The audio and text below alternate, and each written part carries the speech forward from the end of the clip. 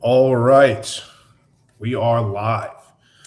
Welcome to the Unplugged Alpha YouTube channel, home of the Unplugged Alpha podcast and the newly christened Ladies' Night, which we can talk a little bit more about throughout the cast. But welcome to the Unplugged Alpha. This is show number 98. I am your host of tonight for tonight. My name is Moff. Some of you guys have seen me before. Some of you probably haven't. So the reason we're doing this tonight and why you're not seeing Rich on the cast is he's in the air traveling. He's on his way to Europe right now. So he has graciously given me the keys to the podcast and to the channel and to run a show in his absence. So tell you a little bit about what we got scheduled for you guys tonight and what you can sort of look forward to. We're going to keep the format largely the same.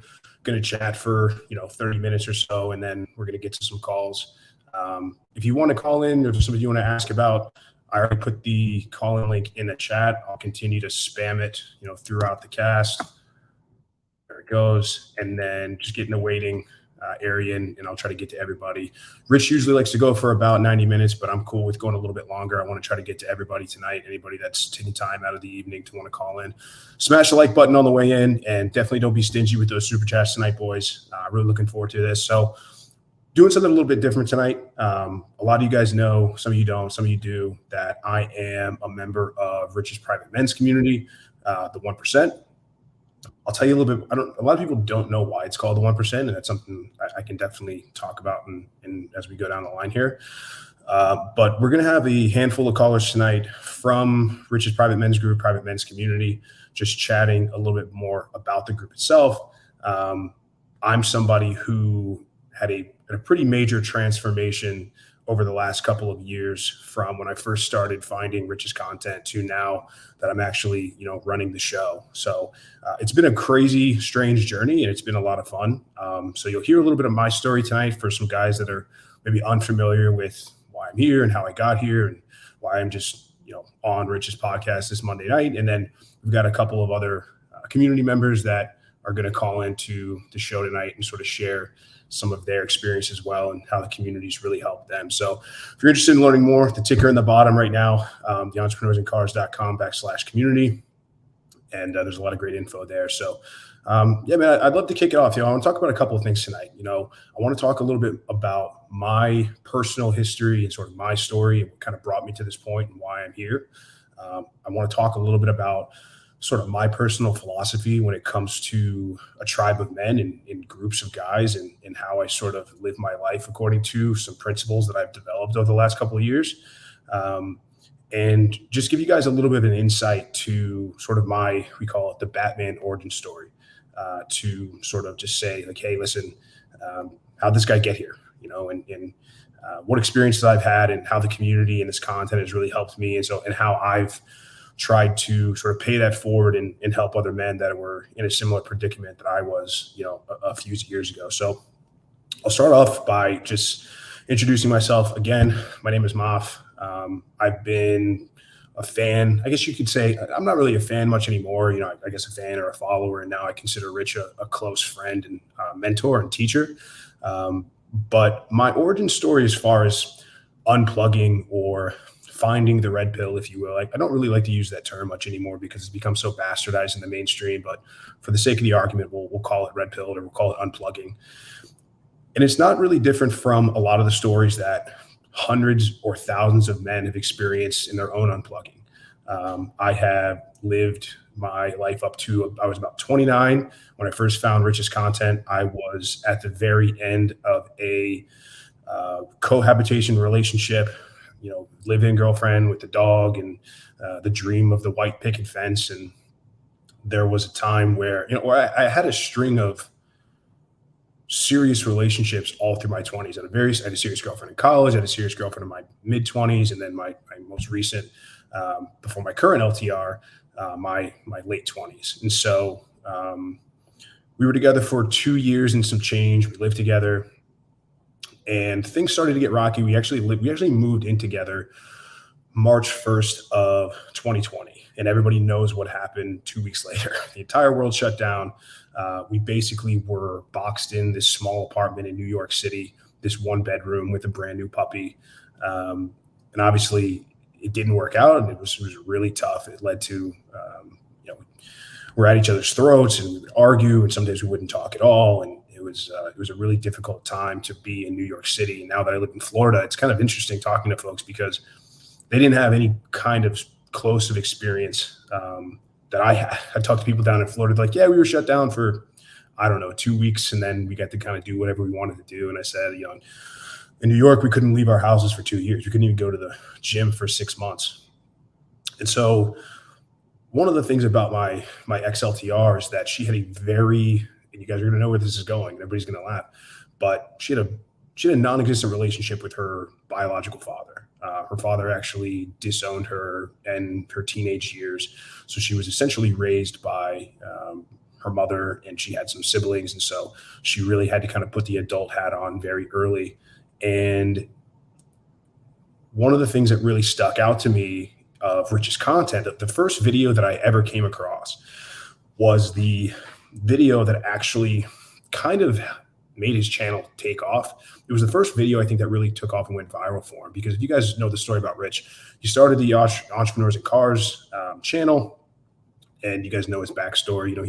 He would interview his friends that drove cool cars and that ran businesses, and they were entrepreneurs. And one day somebody put a comment on one of his shows and said, hey, can you do a video on the types of women to avoid dating? And again, if you know his background, you know his history, you kind of know his own journey with unplugging. I don't have to rehash it here, but just like all of us, man, like the guy's been through some shit. And so what was interesting is what I was doing. I was actually trying to research how to be a good boyfriend to a girl that didn't have a dad growing up, or I don't even really think I knew daddy issues at the time. I think it was kind of just like this term thrown around sarcastically. But Rich's video popped up, and it was 3 women to avoid dating. And I clicked on it, and it was like hearing the gospel for the first time, man. And I think the thing that struck the chord with me the most of that video is that he says very clearly, just avoid dating them. Just don't do it. If girls have daddy issues, or they grow up without a father, or they didn't have a good relationship with their father, it's probably not somebody that's going to value a strong, virtuous man. If she didn't have that as an example growing up, if she didn't have an example of a man that was a leader, that was virtuous, and that was masculine, and that was able to impart important life lessons on her, then it doesn't really matter how masculine you are. It doesn't matter how much of a leader you are. It doesn't really matter how much good things you have about you. And as a man, she's just not going to value that, because she didn't learn to value that growing up in her stages in development. And the one thing that really stuck out to me the most is that for the first time in my entire life, I was listening to somebody tell me that it's perfectly okay to not compromise your beliefs, or just to not date someone if they don't meet your standards, or if it's not somebody that is going to be a positive or a net benefit on your life. And all these relationships, like I played, to use another sort of crass term, is I played Captain Sabaho with this woman for years. The constant fights and the bickering, and everything that I did was to make sure that she was okay, and she was comfortable, and she was taken care of. And I fell for all the tropes, right? The happy wife, happy life, the be less so she can be more. She is the prize. She is the treasure. She needs to be put on a pedestal, etc. And I just went down the rabbit hole, man, and I started watching a lot of his content. And we were actually still together at the time. This was the fall of 2020. We were still together at the time, and she actually, her office opened back up. So she was going into work while I was still working from home.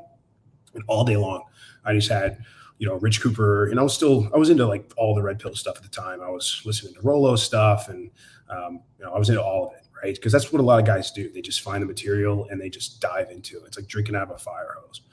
And so about a month or so later, after a really big boundary had finally been crossed by my ex-LTR, and I had this sort of come to Jesus moment where I realized she doesn't respect me as a partner, as a LTR, or even as a man, that I had lost all of her respect. And so there was a really egregious incident, which I won't get into. But it got to the point where I was like, this pretty much has run its course. And we broke up about a month or so later. We actually still lived in the same apartment for a couple months after that. our lease didn't run out till March. We broke up in November. And I was watching a lot of Rich's stuff. And this is back when he was doing the Before the Trainwreck shows every Monday. Like, the time slot has always been the same. It's crazy that we're about coming up on the 98th show of the Unplugged Alpha. Before that, he did 100 or so shows before the Trainwreck. He had Sean T. Smith as his co-host. This particular night, excuse me, this particular evening, he had Aaron Clary on, and Aaron was promoting the Book of Numbers.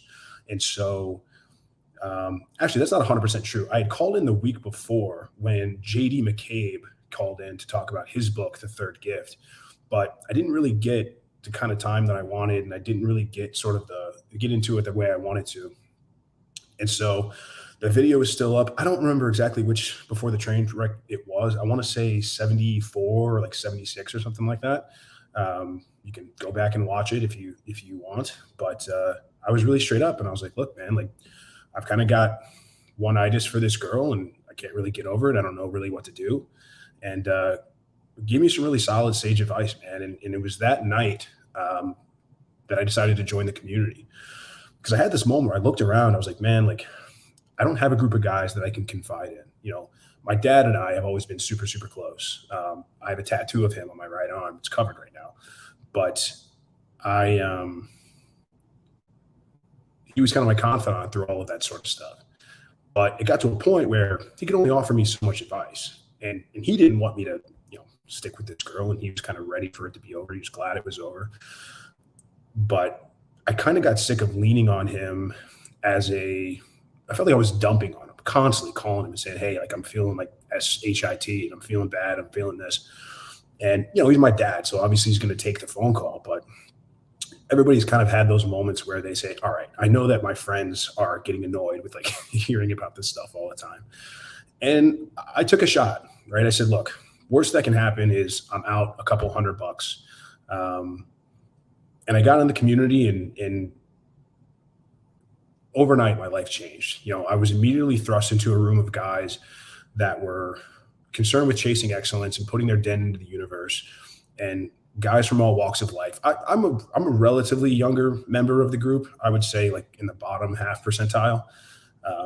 Most of the guys are probably late 30s, 40s, 50s. There's some 20-year-olds. I'm kind of in the middle, I would say. And it was intimidating at first, man, because I was like, look, I was a 29-year-old dude, like, worked a decent job. I wasn't making six-figure salary yet. Wasn't really doing, like, I'd spent the last 2.5 years of my life solely focused on this romantic relationship that I thought was going to last forever, and we're going to do the white picket fence and all that kind of stuff. And so the lane that I really picked was, like, kind of the dating aspect.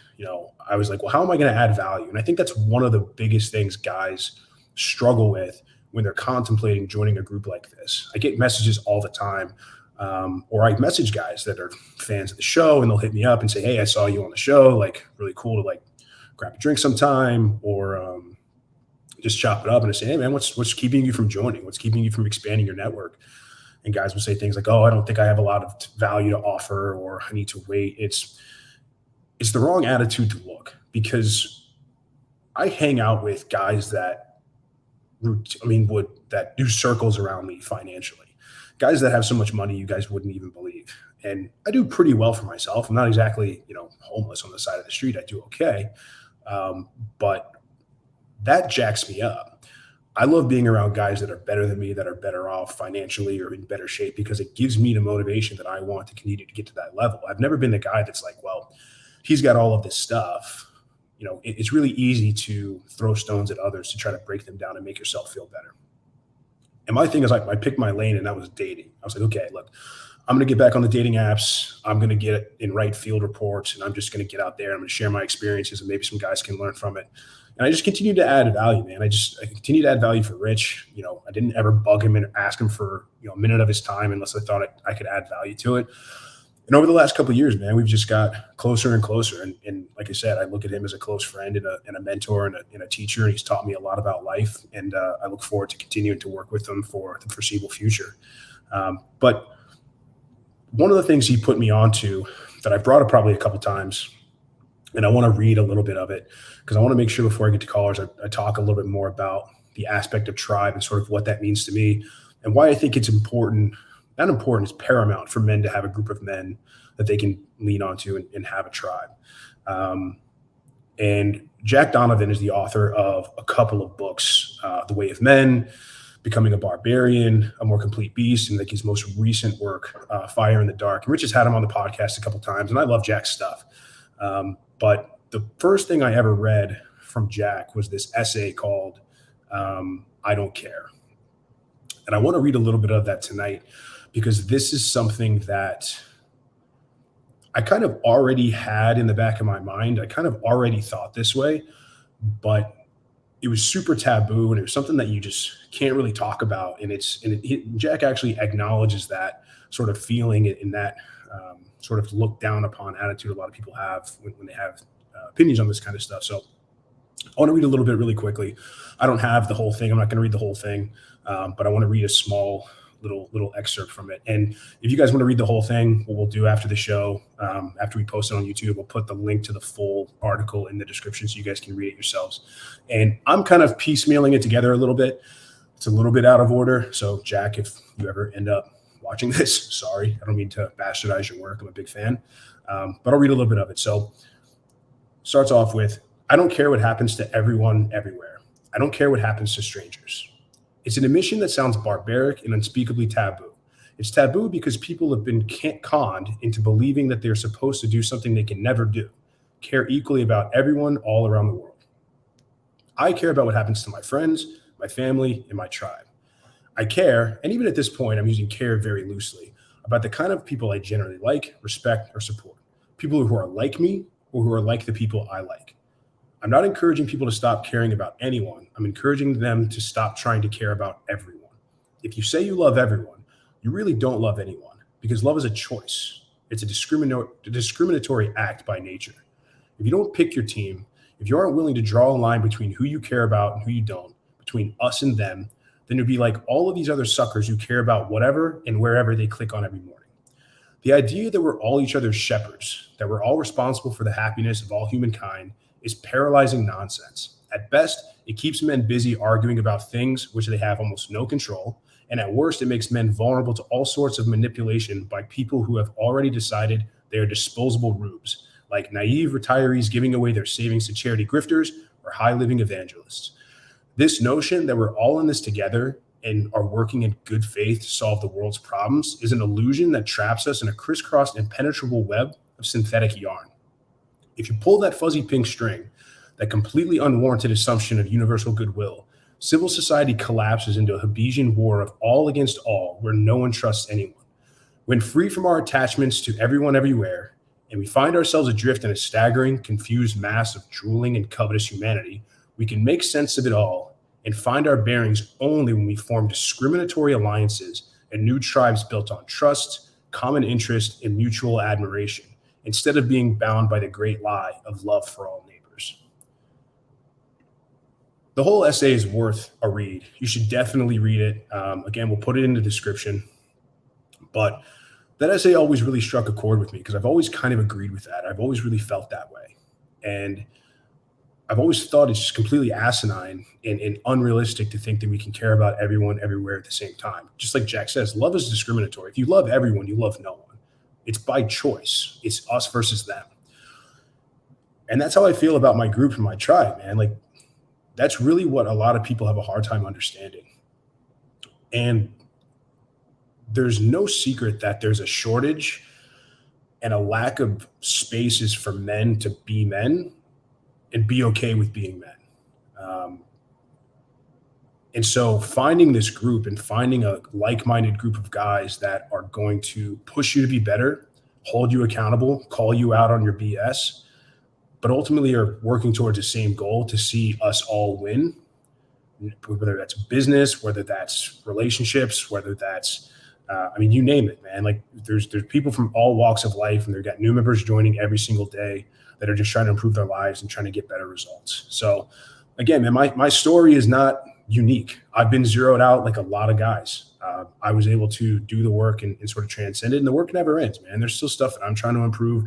There's guys that are making way more money than I am that are also still trying to improve. There's also everybody's trying to be better, but everybody's trying to go out there and get after it every single day.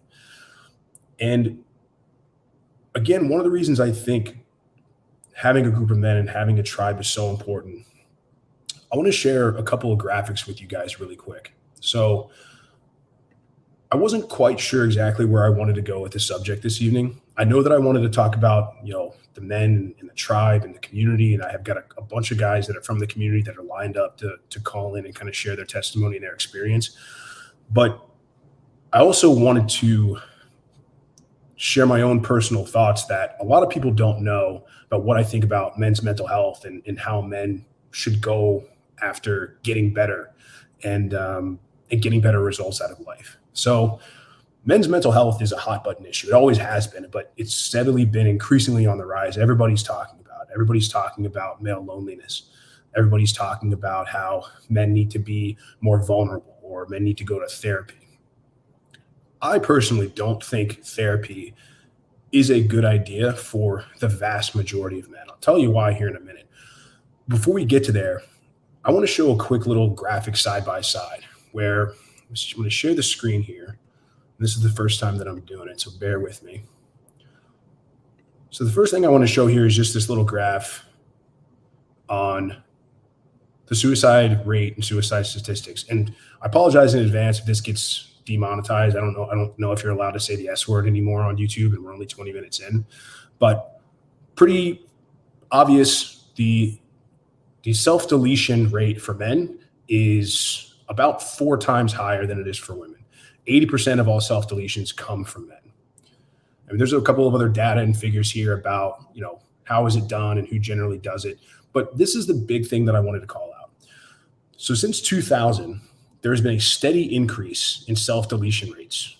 They had a small drop from 2018 to 2020 that I'm not really sure what we can attribute to that, but it's rebounding. And a conversation that I bring up all the time with people when we say we need to pay more attention to men's mental health and more men need to be in therapy and more men need to go to talk therapy and spill it out on a shrink every week. Well, the other thing I want to show is this. I'm going to show one more tab. Now I'm sharing a different tab. So this is the percentage of U.S. men who received mental health treatment or counseling in the past year during that almost identical time span, 2002 to 2001. And as you can see, there is an increase of men who are getting mental health treatment. So if going to therapy and getting counseling, because let's be honest, when people say mental health treatment, they're talking about therapy, right? That's really what it boiled down to. They're not talking about going into the gym and getting in great shape. They're not talking about, meditation and rewiring their brain. They're talking about going and sitting in a shrink's office once a week, spilling out how bad they're struggling and how they can't talk to anyone while their therapist nods and says, well, how does that make you feel? I've yet to have someone be able to explain to me if mental health for men is being talked about and is becoming the mainstream, such an important hot button issue, and more men are going to therapy and sort of getting mental health treatment than ever before, then how can you explain to me the ever increasing self-deletion rates? If the reason men are self-deleting themselves is because they can't talk to anyone, because they refuse to get help, because they keep everything inside and they won't share it, then how do you explain the increase of going in? How do you explain this chart right here? And I'll stop sharing because what I really want to talk to is this idea of therapy. And people are going to come for me about this. I've had many conversations about this. As someone that's been in therapy 3 times in my life, I also have some personal experience with this. But I'm not talking about just my personal experience. I'm talking about men in general and the way we process information. Men are conquerors, man. Men want to go out into the world to get done. That's how our brains have been wired since the beginning of time. We want to go out and get resources. We want to win. We want to go and get things done. We want to have purpose in life. And so when you have an entire generation of men that don't have that purpose, that don't have that mission, that are being told that the sheer state of just being a man means that you are evil, you're an oppressor, You've had your time. It's time to step down and let other people take your spot. You should be ashamed for being born as a man, even though you had no control over that. So a lot of what talk therapy is about is it's just treating the symptoms, but it's not actually getting to the problem. It's not actually addressing anything. And that's why talk therapy actually is generally far better received for women. Women and men don't live in the same world. We live on the same planet, but we don't live in the same world. A woman will never know what it's like to go through the world as a man. Women are painfully ignorant. It's not their fault. They're painfully ignorant to the everyday struggles of the average man. They just don't live in a world where they can understand what a man has to go through every single day and the plight of the average man. And that's not a complaint. That's just the way that it is. I'm glad that I'm a man, and I can say why, because it's up to me. My success in life is a direct correlation with how much work I'm willing to put in. There are no handouts in this life as a man.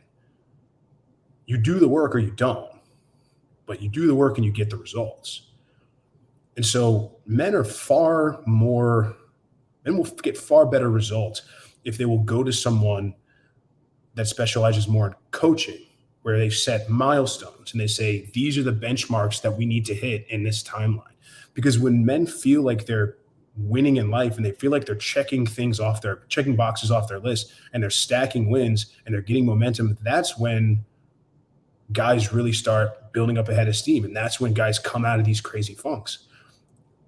Now, look, I'm not saying that no man needs to go to therapy. I'm not saying that it's not ever a good fit.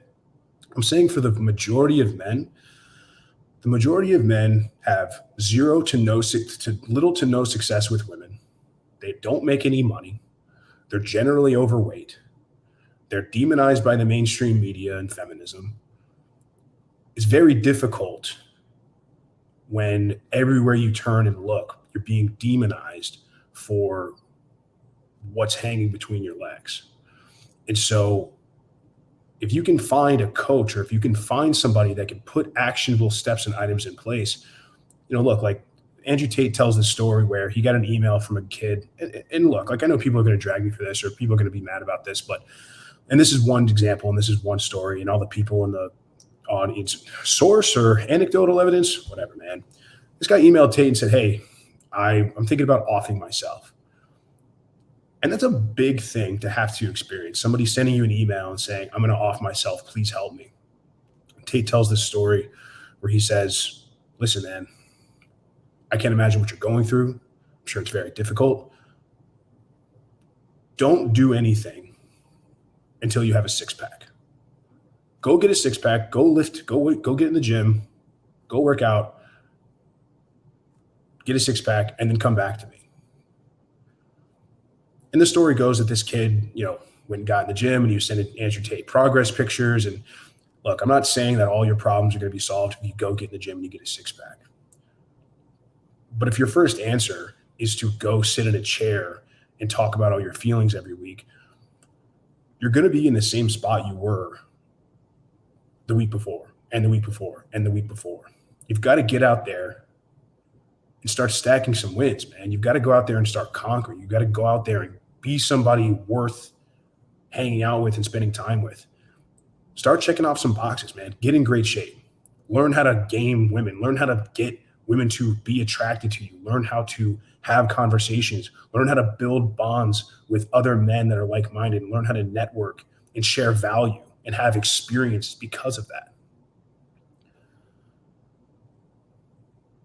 Start treating the actual problem and the root cause. Stop worrying about just treating the symptoms. And here's the thing too. I'll say this kind of final piece because we're kind of coming up on the end of the 30 minutes, and I'm feeling really good about this, and I want to get to some callers because there's a bunch of guys waiting. But you've got to show up every day. It doesn't matter how you feel. A guy that has mental health issues, has to go to talk therapy.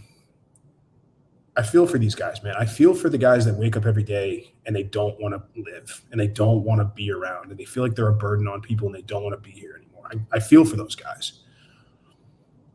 But in the world we live in, we don't deal with the way life should be. We deal with the way life is. And it's player versus player. And if you're too sad or you're too depressed or you feel too poopy pants to go to the gym or to go make the money or to go approach the girl or to go network or to put yourself out there because you just don't feel like it or because you can't mentally bring yourself to do it, I feel for you, but you are always going to lose to the guy that does the work regardless of how he feels. And I promise, if you start doing the work and you actually start stacking wins and you actually start knocking some of those dominoes down, your life is going to improve tenfold. Ever since I joined this community and I found a tribe of men that are like-minded, that'll hold me accountable, that won't BS me, but will also give me opportunities to have great experiences and add value to my life the same way I can add value to theirs. And there's going to be people that don't get it, man. There's going to be people that think you joined a cult. There's going to be people that think you're this weird, go into a field and do pentagrams and drink goat's blood. Like, there's going to be people out there that do that. Men getting together for the sole purpose of doing stuff that men like to do today in mainstream, it's looked at as super weird. It's laughed at. It's a punchline. Oh, you guys are a men's group. Like, oh, what do you guys do? Get together, and you know where I'm going with this.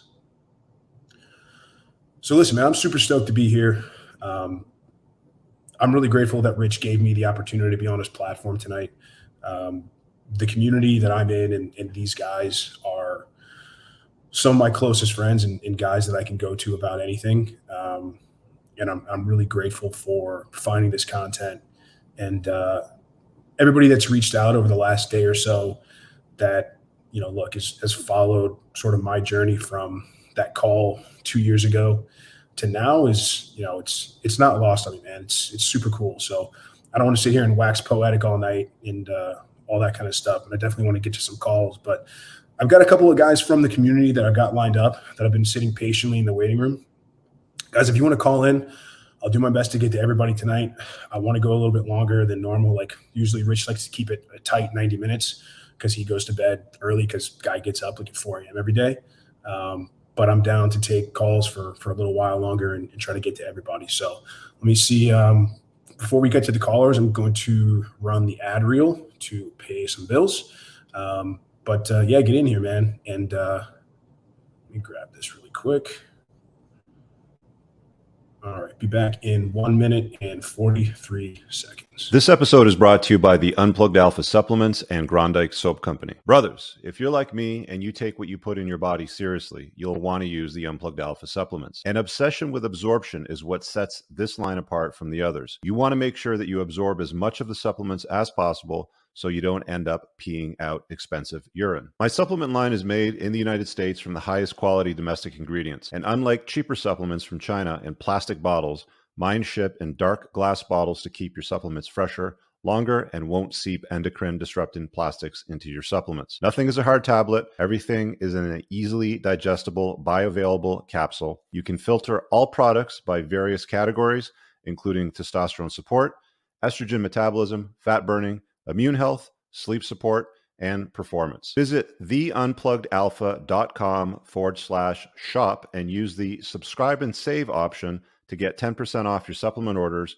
or use coupon code ALPHA10 for 10% off a one-time order to try it out. And I use Tactical Soap and God of War beard oil every day. Tactical Soap is a handmade product made in the United States from ingredients you can actually pronounce, not conventional endocrine-lowering toiletry chemicals. Both the soap and the beard oils are infused with bioidentical pheromones that are designed by a clinical psychologist and pheromone expert to maximize attractiveness to the opposite sex. Go visit coopersoap.com and get 10% off your order today. Guys, check out my website at richcooper.ca for more information on booking me for coaching, my community, my courses, and a whole bunch more. You can also find all the useful links pinned below in the top YouTube comment of all my videos. Now let's get on with the show.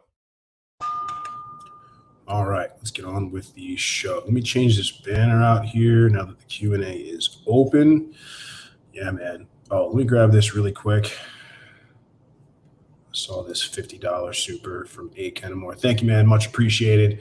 Mr. Kennemore is a member of the 10%. If you guys have questions about that, you can hit up me or Jaren or go to the richcooper.ca website. It's all there. So cool, man. Let's get to some callers. Let's see here. All right. I'm going to bring John into the stream. John, my man, my friend, how are we doing tonight?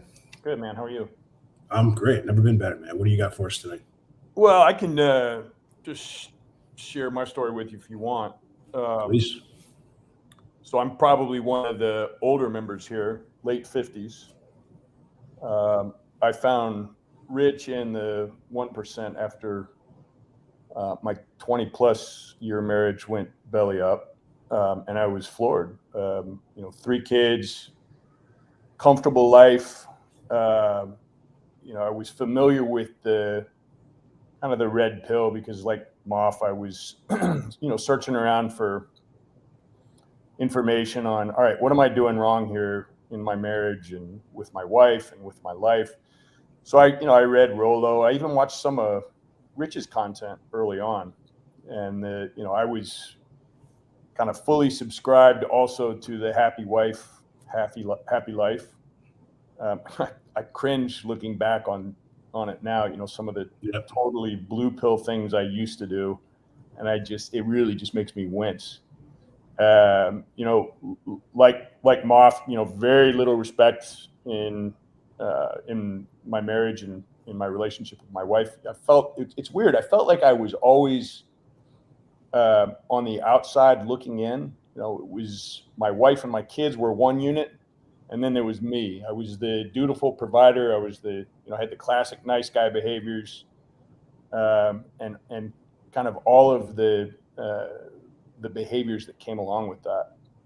So, the 20-plus year marriage went belly up. I was it completely rocked my world. And a good friend of mine, and a guy named 50 Shades that you may have seen on some of Rich's other podcasts, another 1%er, had just gone through the same thing about a year or so earlier. And he told me that, it wasn't just Rich's group, or it wasn't just Rich's podcast. He also had this group of men that were really a cut above the rest, actually several cuts above the rest, actually. Really impressive group of dudes. And many, if not most, who had, struggled with various issues, divorce, or bad breakups, or a career that went south, or being physically unhealthy, or all of the above. And what I was immediately struck by was just the esprit de corps of a group of really top shelf dudes that just refused to let the inevitable downturns of life get them down, but rose to the occasion, totally persevered. And came out the other side of, whatever their trials and tribulations were, way stronger than they were before. And what's interesting about it is that, I can tell you personally that, in my case, after being married for as long as I was, I let my guard down. I got complacent, and I got lazy, and I own that. You get comfortable and maybe even a little complacent about chasing excellence. And one way that can really impact you, and it did for me, is that you also let your male friendships atrophy. You have a wife and you have a family, and maybe if you're lucky, you have a man cave where you occasionally get together with other husbands and have a few beers, or maybe play a round of golf or barbecue a steak.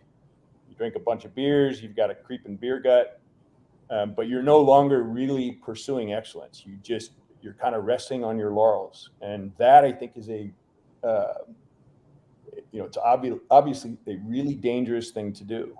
Every Disney movie and rom-com ends with marriage and roll credits, right? So yeah, we're kind of taught from an early age, and all we see is once we got that ring on the finger, or a couple babies popped out, or the house and the white picket fence and all that, we're set. Now it's on cruise control for the next 40 some years, right? It's a really bad mistake to do that, and it's a trap that I think too many of us fall into. And, Totally. you know, the other part of it is, you know, when I look back on kind of my male friendships, how much of it was about my friends actually holding me accountable, or about planning, you know, daring adventures, or, you know, just, you know, aggressively pursuing what I wanted out of life, and having a group of dudes that would back me up and say, yeah, man, let's do this. You know, there was very little of that in my experience. It was, you know, it was comfortable chit chat. How are the kids, Bob? How's that golf swing? You know, really kind of trivial nonsense. Very surface level. Very surface level. And you know, what's funny about it is when you look back on it, when you think back, you know, back in the day, men truly had a tribe they could count on. You know, the whole lot of them would, you know, they would discuss these issues shoulder to shoulder out in the fields if they were harvesting a crop, or if they were on a hunting trip together, or fishing, or in a garage pulling an engine out of a car. That's where, you know, these sorts of issues were discussed. And Moff, I agree with you. I mean, you know, this now it's talk therapy and things like that, and it just doesn't work. You know, I think the way we typically deal with our issues is with a group of men doing stuff. And that's when you have these discussions, and that's where you have counsel from a lot of really good mentors that, you know, that can set you straight. And there's, you know, as a consequence of all that, we're all kind of atomized. I think men in general are atomized. They just don't have close friendships. They don't have folks that they don't have a tribe that they can count on. And, you know, I think it's a huge reason why men are in the spot we're in today. We're not only too comfortable and complacent and unhappy, but we're also atomized. You know, we're generally happiest when we're with a group of men achieving something and overcoming obstacles. And, you know, this group of guys here in the 1% is a huge facilitator of that. They're the kind of men that will tell you to your face, hey, you know what? You're way better than that. You know, get off your ass, you fat bastard, and get in shape. Or, you know, you could be earning way more in your career. Or even, you know, your wife or your girlfriend or your LTR is treating you like a doormat. You know, you can do better than that. You can be better than that. And, you know, it's not done maliciously. It's all done kind of in the spirit of kinship and friendship. And, you know, to me, that's why a tribe is hugely important. I'll give you a quick example. When I first joined this group, I was told by 50 Shades, you know, here's your task. You need to reach out to 3 men here, which I did. Moff, you were actually one of them, if you remember. Yeah, I remember. Every one of them immediately, like, graciously got back to me and talked to me for as long as I wanted. And I was not in a good spot, you know, after a 20-year marriage, ending rather abruptly. You know, I was not in a very good spot. But they listened. They offered their advice, incredibly gracious with their time. But they also didn't sugarcoat it. You know, they're like, here's the reality. Here's what you can expect. Here's the work you need to do. And it was really refreshing because of, you know, I think back, like, how many of my so-called friends, male friends, acquaintances really, if I'm being honest, would show up like that. And then when I was looking for a place, you know, after my wife and I split, another 1%er here offered me his place to bunk at until I could get squared away. And I didn't even know the dude, and he offered it up. And now we've become good friends. We've done business together. We ping each other for advice to discuss business or personal challenges we're having. And that's just, you know, that's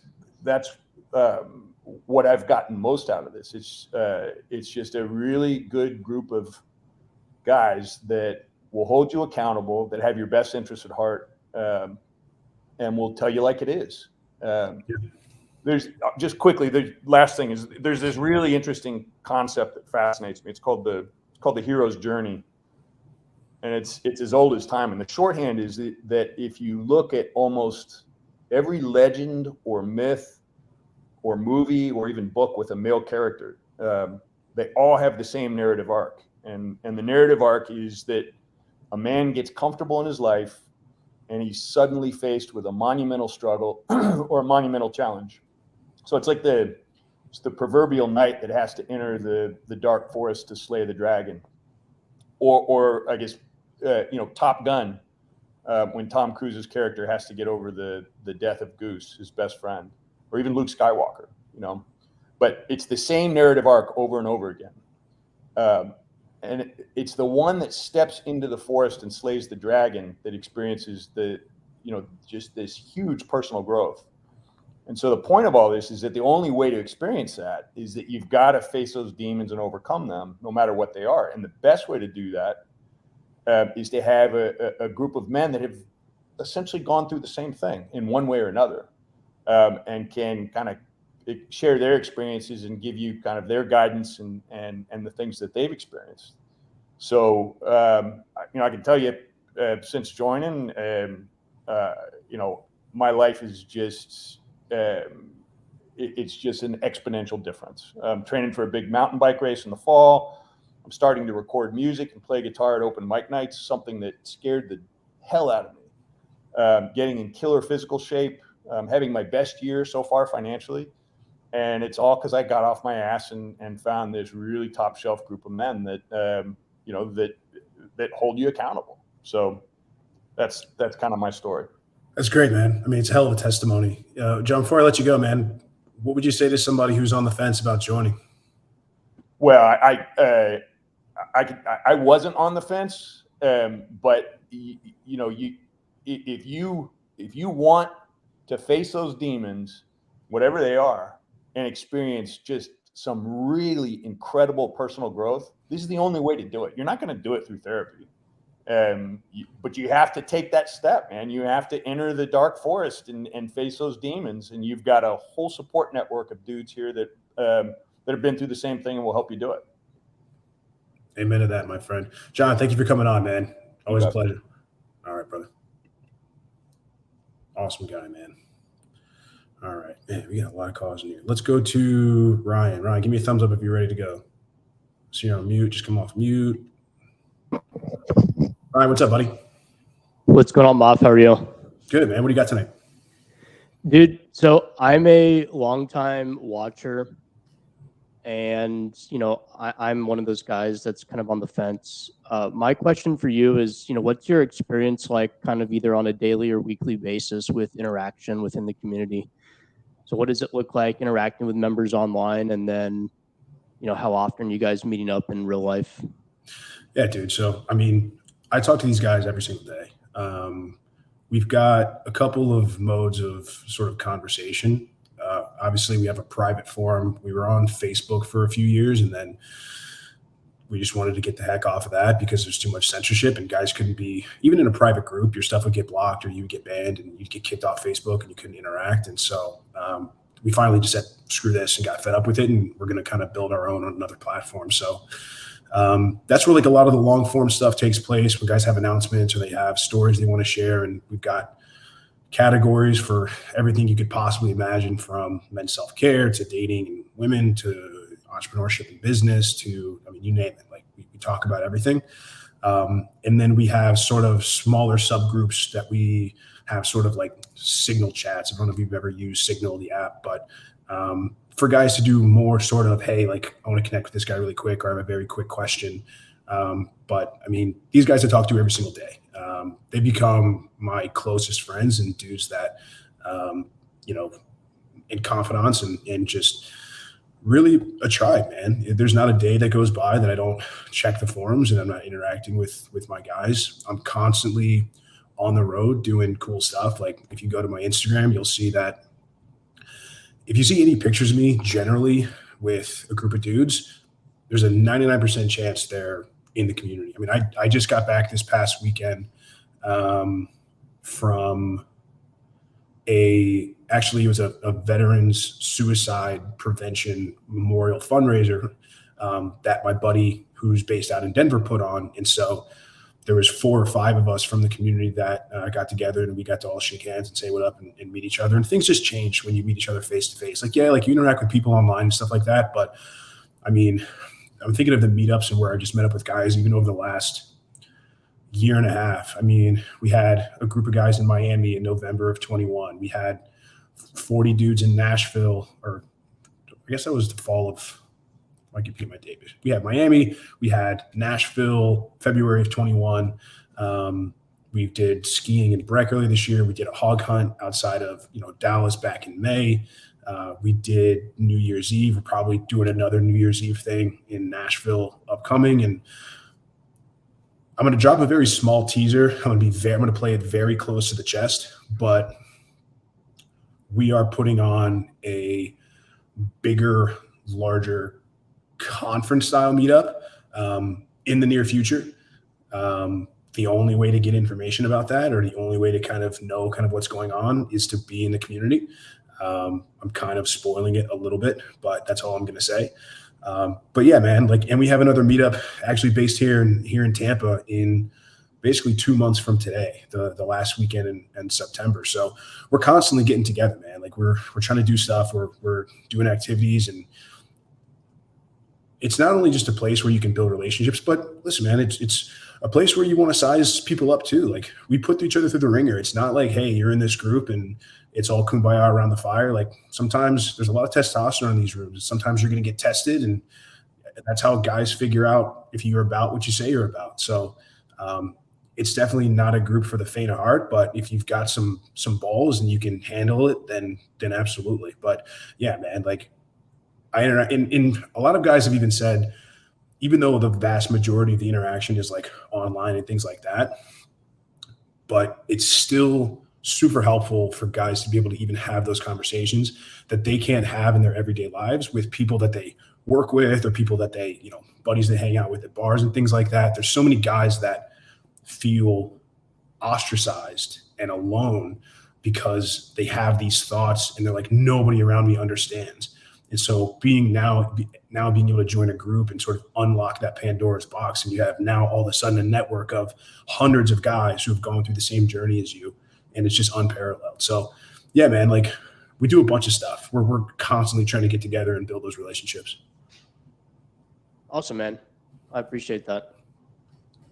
Yeah, it's really grown over the last couple of months. I mean, I'm really excited about a lot of the members that have recently joined. We've got a lot of heavy hitters, man. Sometimes, so John, obviously, he's anonymous. He's one of our higher level guys. And look, there's guys that are high powered doctors and lawyers and intelligence operatives, and guys that are putting a lot on the line by coming on the show or just even talking about this kind of stuff. And it's a great place to network as well, man.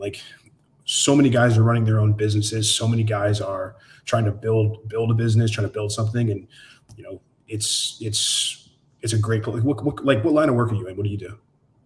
I'm in financial services. The big thing that I do is I help people, take back control of their money and create, a family bank for themselves. And we have this other cool thing that we do where we have a mortgage alternative that lets people get their home paid off in about 3 to 7 years.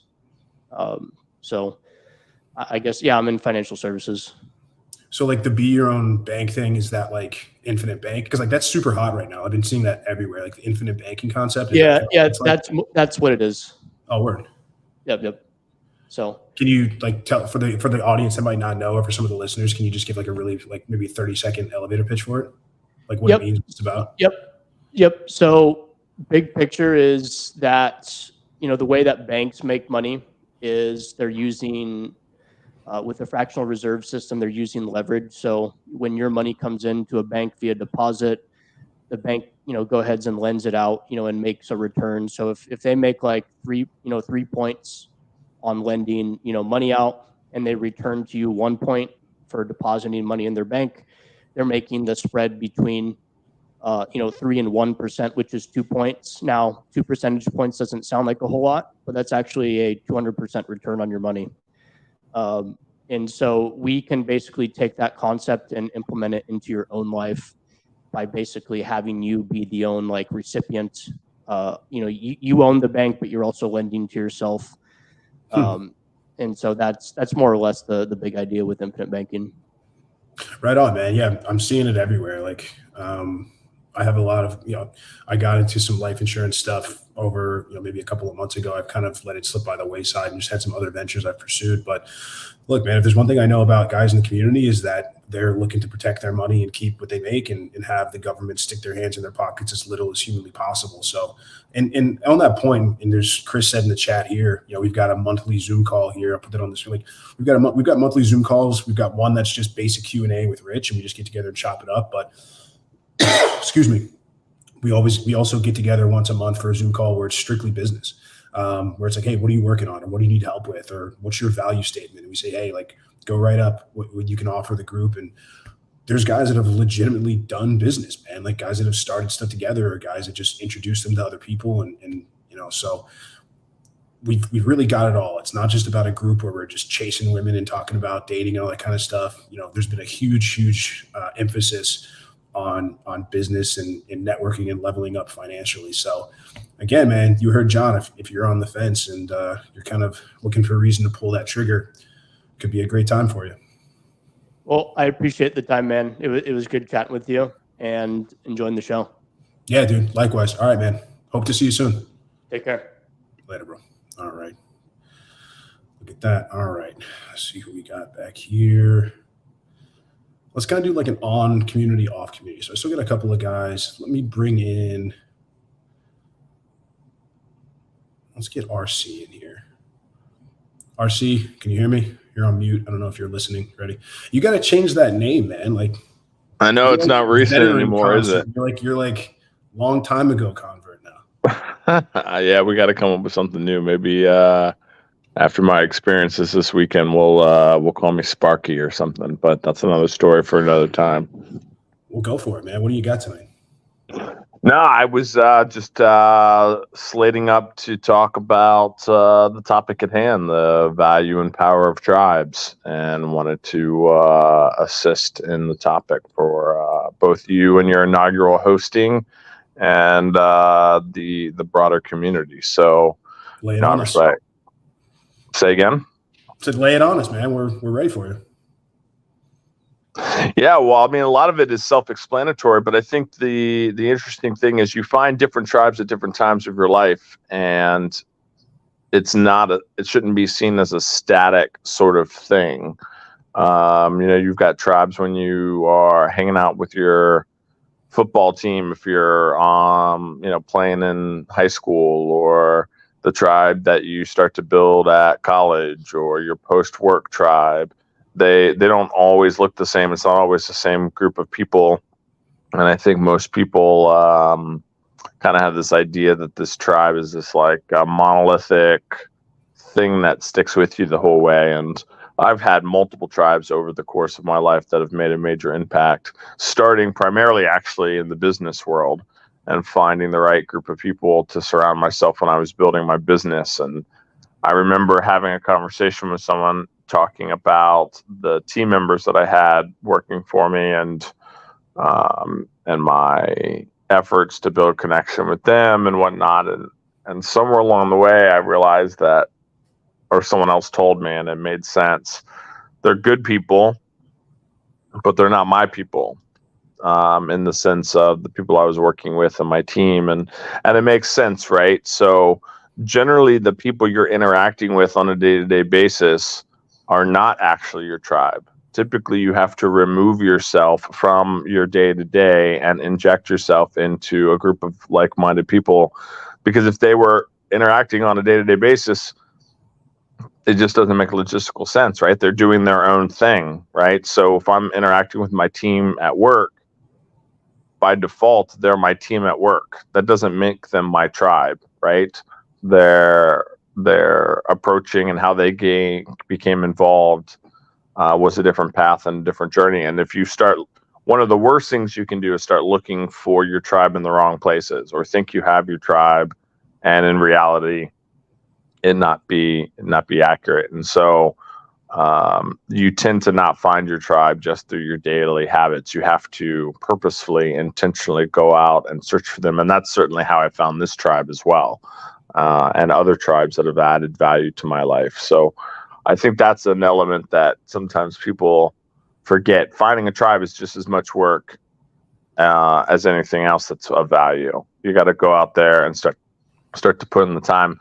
And there's different tribes with different objectives, different attitudes, different vibes.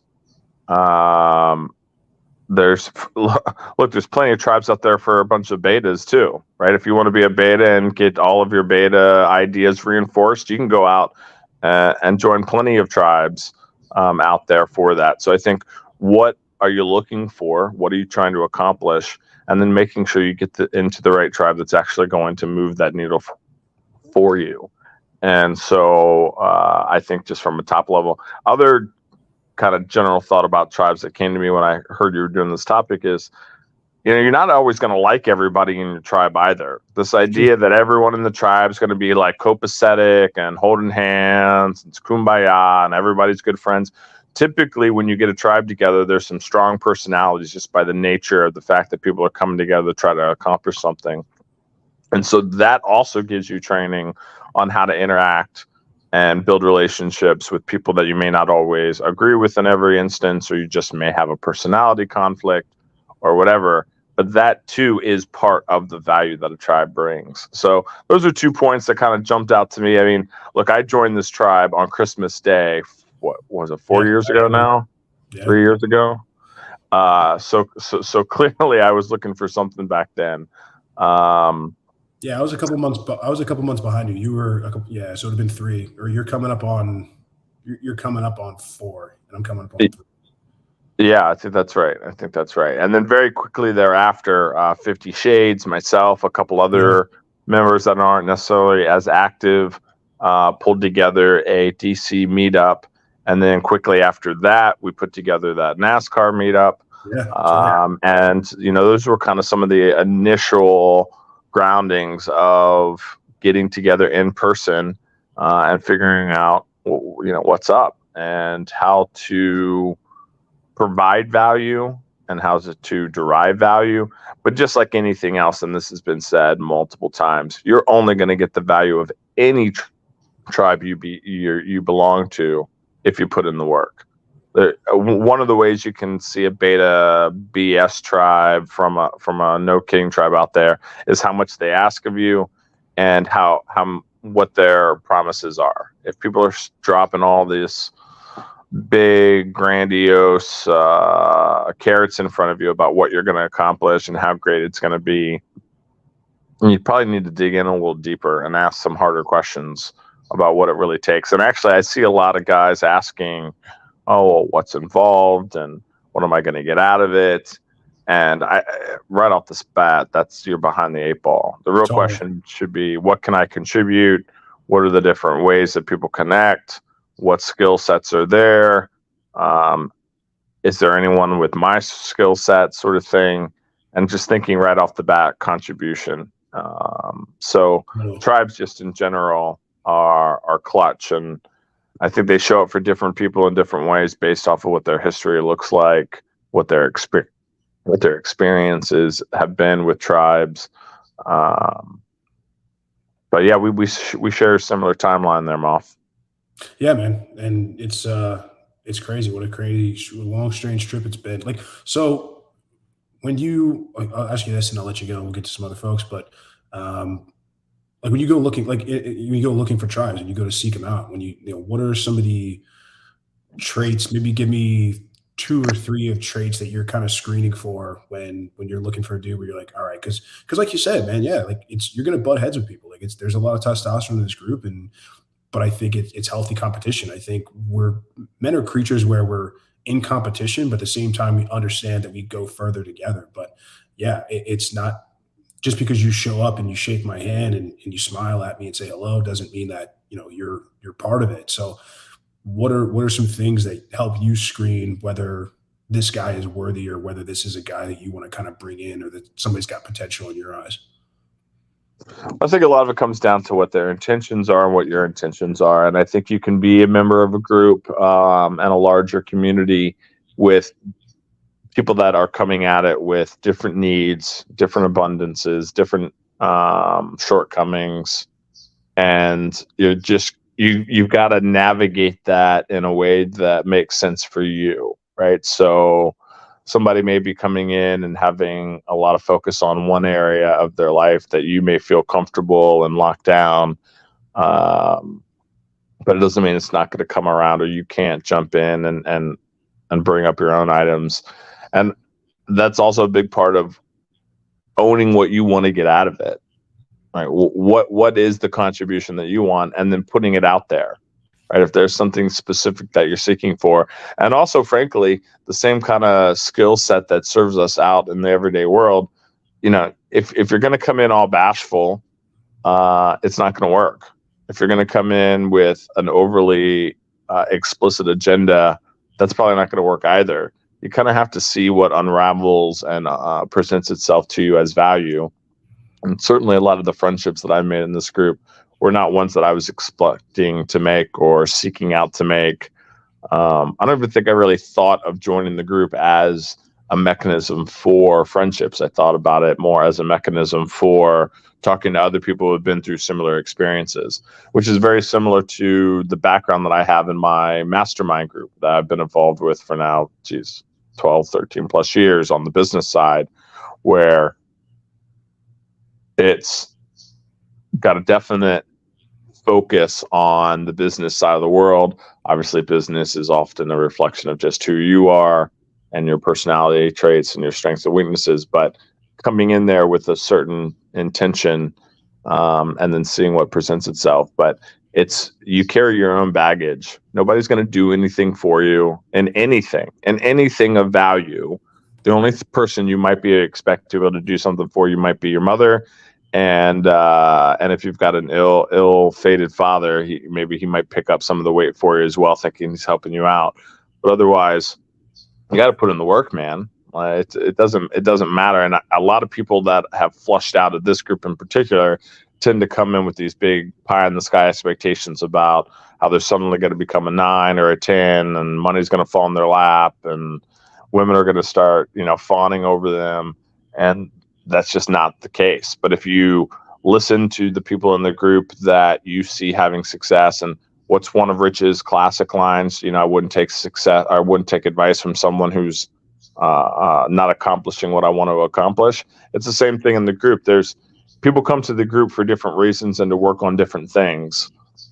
And if you can identify the ones that are demonstrating the skills and the ability that you want to emulate in your life, then you've got a natural connection. And what's nice about the group, this group in particular, is I've never had anyone not be willing to engage in a conversation and not be willing to talk about their areas of expertise. I've had people hit me up for entrepreneurship items, for business leadership, and then I've also talked to other people about fitness or about game or whatever it may be. So, no one is truly a master of every area and domain. And so by collectively coming together, that's what it's all about, right? Versus the bullshit woke version of diversity, where it's just about everybody looking differently. A good group is going to have diversity of skill set, backgrounds, perspectives, ideas, which also means everyone's not always going to agree. I threw out a question to the group just recently about to the generals group about something I was working through. I got feedback and opinions all over the map about how to pursue it, whether to pursue it, what it was going to look like. And so people shouldn't expect that a group is going to have this uniform, monolithic agreement on every topic either. You're still going to have to sort through what works for you, what value to leave on the table, how are you going to get it out. But really, I think the final kind of key element here is it's only going to be as valuable to you as the effort you put in. You got to carry your own luggage. There's no concierge service where you just sign up. If you're looking for that, go spend your money on something like that. It's a totally different thing, and it's not a community; it's a service. Where the moment you've got your money runs dry, you're out. So, yeah, I think it's an interesting concept. There's groups within our group, which has also been really cool. We just recently spun up a parenting group on Signal between myself and a few others. 50 Shades kicked it off. And, I think it's interesting, too, to see the characters and see the strengths and weaknesses. We've got people that are master networkers. We've got people that just grind it out and they're working every day. We got some people that are in their adventuring phase and get to throw out some fun photos every now and then. Like, different people are in the group at different times of their life, but ultimately the pursuit of excellence, wanting to be the best that they can be.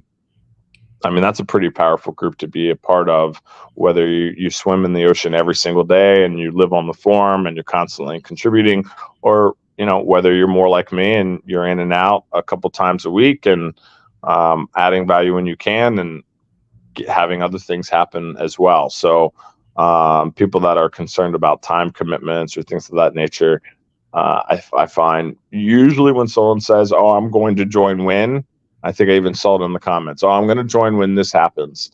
The reality is that when never comes around. Like, "Oh, I'm going to join when things are less hectic." Yeah, okay, good luck on finding a time when things are less hectic in your life, right? Yeah, just keep kicking that can down the road. Just keep kicking the can down the road, man. And that's that's how a lot of the other people in the world are operating. So, Totally. but yeah, man, it's a good group with a good group of people that I've just in the last week I've been able to tap into after having a kind of a crazy time on my last travels and needing to touch some experts in a few different areas, and everybody was super responsive, and it's been an awesome experience for me. Love it, man. Appreciate the testimony, man. That's a lot of great value there for sure. And yeah, we got to get you a new moniker for sure. But we'll come up with something that's like nice and catchy. So that sounds good, man. All right, well, bro. Good luck on the rest of the show, man. Appreciate it, my friend. All right, guys, if you're sitting in the back, I'm gonna get to everybody. I promise. I got 3 or 4 that I'm gonna get through the rest of the night. I want to bring Elizabeth up if she's ready.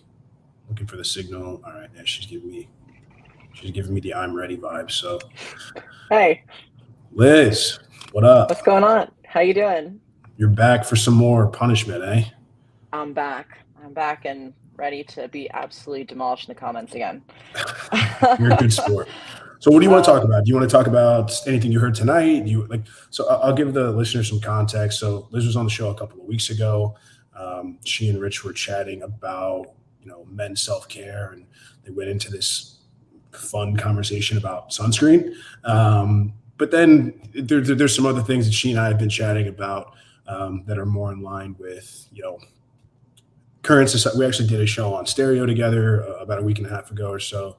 But she felt like calling in tonight, and we can either continue the conversation we've kind of been having, or we can kind of maybe pick something new that maybe you heard from either me or one of the callers, but I'll kick it over to you. So I was actually fully prepared to defend therapy to you. I was listening to you talk about therapy, and I am a huge proponent for therapy, but I think that there were a lot of really good points made, right? And this is something that I don't know if any of your listeners follow Chris Williamson and his podcast, Alex Hormozy, stuff like that, being like a life coach in the personal development space. I do see a lot of that content, and there is something to be said for, like, as a life coach, and I do have male clients, male and female, there's some stuff that's outside of my scope of practice that I send them to a medical professional for, right? If you have like true suicidal thoughts, right? I am not, it's outside of my scope of practice to really deal with that. Yeah, you're not equipped to deal with that kind of stuff. Right. I don't have the tools for you that I think that you need. And that's what I think therapy is, right? If you don't have the tools for something, then a licensed professional can arm you with the tools that you need to make that happen. But for what it's worth, especially hearing from some of your listeners, I do think there's a lot of value in your community. And I don't want to discredit that. I think for men especially, they have a really hard time talking about their hardships. And that's why therapy has been really helpful for some of my clients. Finding the right therapist is really important because, and this is a discussion I've had with some people in my life, they do just kind of want to talk about their problems, but it is important to be solution oriented and forward thinking. And I think for a lot of people, that can be really helpful to just talk about it, and you do like cognitive behavioral therapy and things like that. But finding a coach in a community that pushes you to be better is also really important. I think part of the hesitation with communities like this is that there's this energy of, women are the enemy. And obviously as a woman, I don't appreciate that, because I don't really appreciate this battle amongst men and women. I think that's not super constructive, but I do think it's really special to hear some of the lives that have been changed by spaces like this that are created for men to support one another and help one another grow and pursue things. But I do want to push back a little bit and say that I do think therapy can be very, very important for people. I largely find the issue is that, look, I know guys off the top of my head that do hypnotherapy, for example. There's guys that are in the group that are have done this kind of stuff, and again, we talked about that Netflix documentary that Jonah Hill did, Stutz, I think it was called, and I think the overall problem is, but it's like trying to find a good therapist that understands the plight of men and has experienced similar things that men go through and has gone through the world with a male lens, is like trying to find a needle in a haystack. And I think it's one of those things where the APA is absolute garbage. I mean, when you see what's being pushed in the mainstream and you see what everything is focused on, feelings and feeling better, I don't necessarily think that focusing on feeling good or getting rid of your pain is essentially what we should be focusing on. Like, men need to fix the problem at its root and not just treat the symptoms. So I don't disagree that there are times where therapy could be beneficial, but I think that the idea of just walking down the street and finding a therapist that's going to work for the majority of men is really not a reality. And so, because I don't think there's a lot of men out there, I don't even think there's a lot of therapists out there that will say the things that even we are willing to say and go to the lengths that we're willing to go to. And like a couple of us have already said tonight, like, you're not just in the tribe because you show up and wave at us. Like, you got to earn your way in. You've got to go through the trials. You've got to show that you're somebody that's willing to go to bat for others and vice versa. So I don't know if I buy this notion that it's as easy as finding I don't think those kind of therapists grow on trees. I think they're few and far between. And I think that's a real issue, because you're talking about, I mean, and the vast majority of therapists are women. And I have a problem with, and there's also something that we haven't talked about this, but I also kind of have an issue with taking issues out of the tribe and out of the family. At the end of the day, a therapist is somebody who you pay and they are doing a job. And so it's how much personal stake can they really have in your situation, in your plight? Not to mention, I said this earlier, and this is one of the things that you and I kind of bounce off each other, keep going back to. Men and women live in different worlds. We live on the same planet, but we experience different worlds. It's very difficult for me to see the value of listening to somebody that will never experience life through my lens or through the lens that I've had to go through or experience the struggles, not me personally, but maybe me personally, but men in general, the struggles that men generally face just for the sake of being men. And for somebody to not be able to level with that versus finding a community where there are literally dozens, if not hundreds of men that have all gone through those, who've all been put through the ringer, who've experienced very similar situations and can offer real actionable advice with stories and evidence to back it up. So I think that's my biggest issue is we're telling a man to go listen to somebody that is basically a hired gun, and two, will never fully be able to experience the world through their lens. They can have empathy. I mean, we naturally as human beings have empathy, but it's like me trying to, I can empathize with a Black person who's experienced racism or who's experienced brutality or has experienced any sort of discrimination. I can empathize, but I'll never actually really be able at my core to know what that's truly like because I will never experience it. So I think that I agree with you in that I do think there's a lot of value in men seeking male therapists. As a woman, I prefer female therapists, female gynecologists, so on and so forth, right? They understand my struggle, what it's like to be a woman. I think there's value in that. I think when we talk about therapy, again, the tools that we need for our tool belt, these are licensed professionals designed to help you do that. And there are a lot of, I think one of your callers mentioned, there are groups that will help you, maybe not as much as this one, but kind of pave the way for you to do better, whatever it is, that's an actual service. What you're paying for with therapy is essentially a service, right? You are paying for the tools for your tool belt for the thing that you need to accomplish. And I do stand by that when it comes to therapy, but I do think that groups like this specifically provide a space where there is a lot of action. And for that, I think there's a lot of value. What are these tools? You keep referring to these tools. Like, what are we talking about? Because again, like, I don't generally agree that there's any actionable items or there's any sort of, there's no plan. I mean, the vast majority of therapy is you go into an office once a week and you spill out all your feelings to somebody for an hour, and then maybe you feel better. And then, but by the time the next week rolls around, your life hasn't changed, your plight hasn't changed, because you haven't figured out that what you really need to do is actually just start busting ass and doing the work. And so, like, what are some of these tools that you're referring to? Like, what is a therapist going to tell me to do that is going to, that I can take and I can apply to my life, so to speak?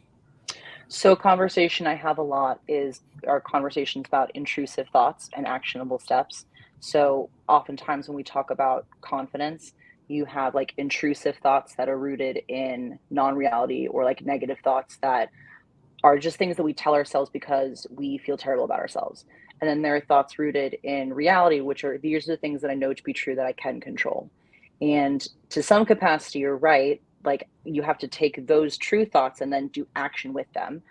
But navigating and being able to look at a thought as just a thought and not this thing that rules your life, that is a tool that has been learned in therapy.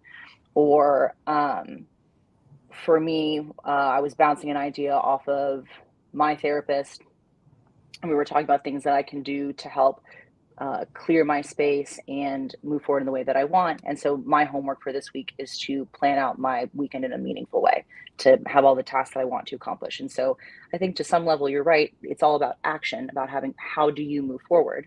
But cognitive behavioral therapy is the practice of seeing a thought and not aligning with that thought, and being able to What if it's true? What if the thought is true? What if it's true thought? What if the thoughts are, I have no money, girls don't even look at me, I'm a fat fuck, and I don't know, I'm nowhere where I want to be, I'm a loser.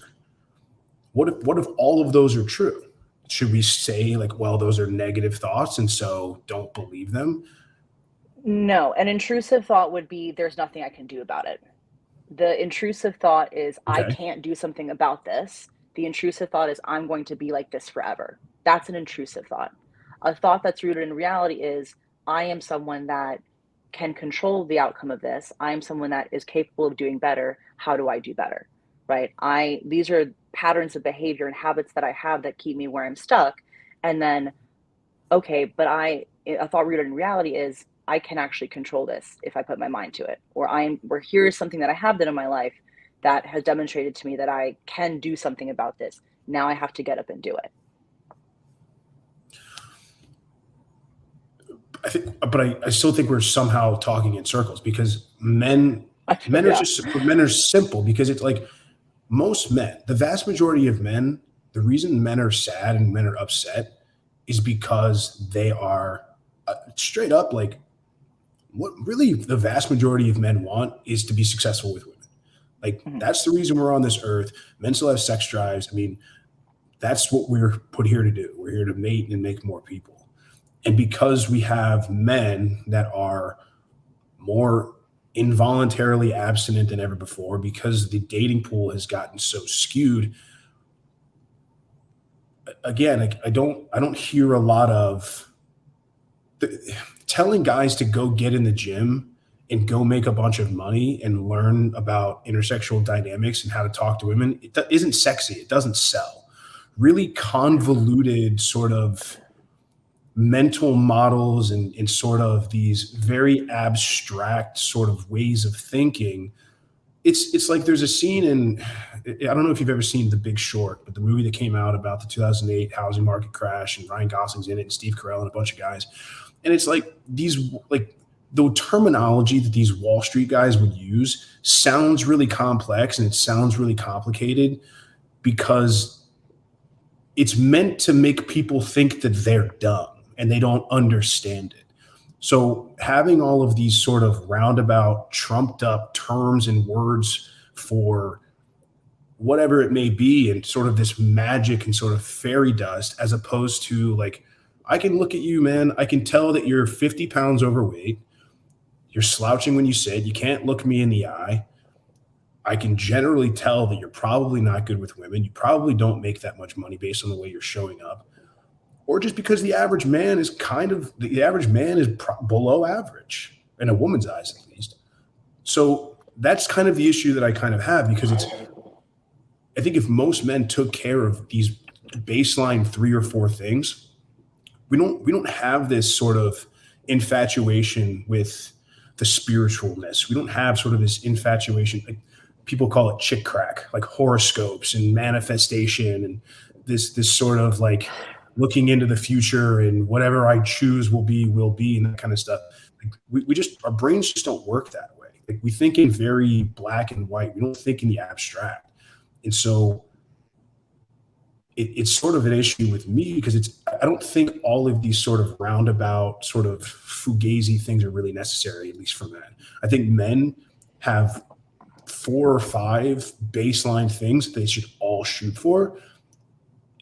And the majority of men would have a far better life if they were to hit all of those benchmarks without all the need for these, the reason you feel bad about yourself is because of the mental you and like this sort of wizardry that I hear where it's just this, oh, wow, like where it sounds really complex and really complicated. And it sounds like there's these secrets to the universe when the majority of men just need to get in good shape and learn how to not be a weirdo around chicks. It's just it's hard for me to buy it. Okay. Well, to some capacity, I think that you're right. I mean, being a trainer and exercise physiologist, like I believe in the power of fitness. Muscle is an endocrine organ. It scientifically makes you feel better. It improves your confidence. Getting in the gym or being active is a physical manifestation of what you're capable of. Like it demonstrates to you how capable you are. So I'm on board with that, obviously. I think when it comes to technical jargon, identifying things for what they are can be really helpful because it helps create a clear picture of what's going on. I think men like answers, and so it can be really valuable to some men, not all men, maybe not everyone, but I do reject the idea that therapy can't help anyone.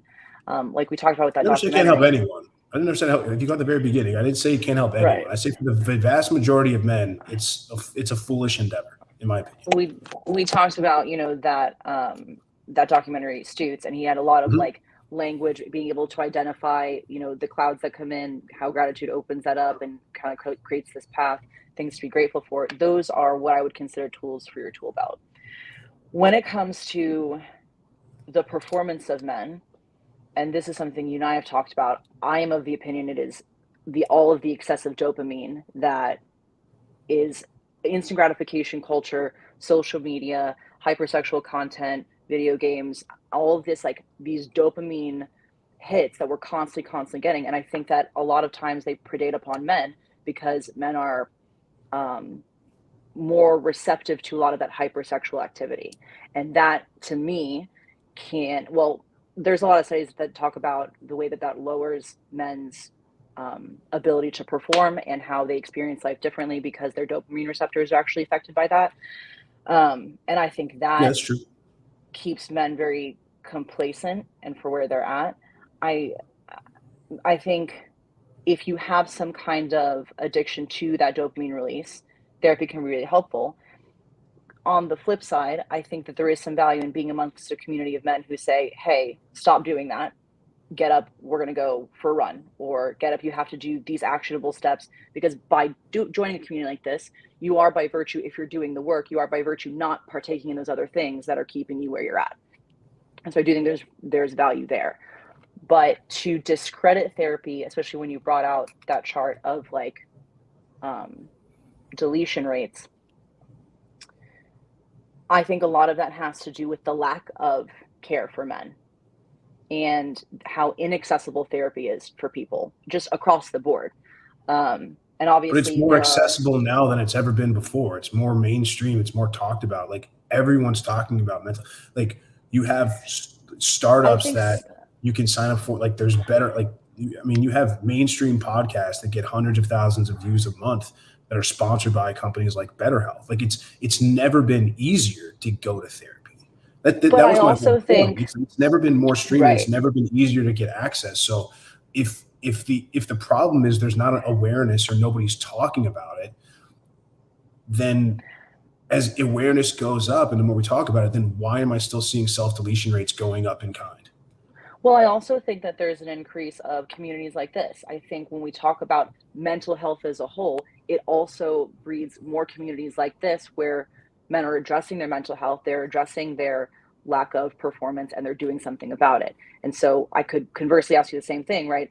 If we're seeing a rise in these communities, why are male deletion rates still going up? Like, I don't think we're seeing a rise in these communities. I think we're seeing a rise in a lot of guys that want to sit around and point and sputter and blame women for their troubles and aren't actually willing to do the work. There's a ton of communities out there on Facebook, for example, that are just guys that are constantly spewing and sharing memes about how women are 304s and how they just like to dunk on women. I mean, there's podcasts that have made millions of dollars, and that's their entire business model is pointing and sputtering. And so I don't agree that it's, not to say like not our community, but I mean, I think it's too easy to point fingers at a guy like Andrew Tate and think that we think women are the enemy. Because I want to go back to that. Like, I don't know if I don't want to, I don't know. I got a bunch of people that are waiting. So, but I want to come back to this point because you did say, and I kind of let you go, I let you off the hook with it at first, but this whole idea that maybe not we, but this idea that you say a lot of guys think that women are the enemy. And I don't know sort of what you've heard or sort of what brought you to that conclusion as far as whether it's our content or any other content or kind of. It was not your content. That was not, okay, that was not a shot at this community. So where does that come from? Well, I think kind of what you just said, there is a lot of the people that are the most disgruntled are the loudest, right? The people that don't take responsibility for themselves are often the loudest. And, we've shared some of your views about the way you perceive women and the struggle of men versus women, right? And I've said this a lot when we were on stereo. The most dissenting opinions are usually the loudest, like the most aggressive, the most hyperbolic. Those are the loudest. And those are the ones that I would hear the most, right? Because communities like this are a little bit more low key. You guys seem to be a little bit more inclusive, right?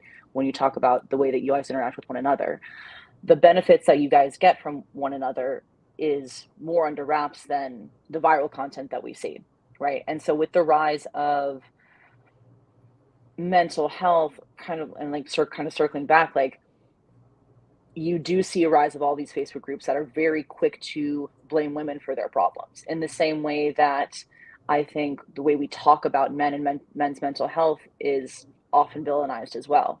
And I would like to see better care for everyone's mental health, but I think that there is a lot of value in prioritizing men's mental health, and whatever that is for whoever that is.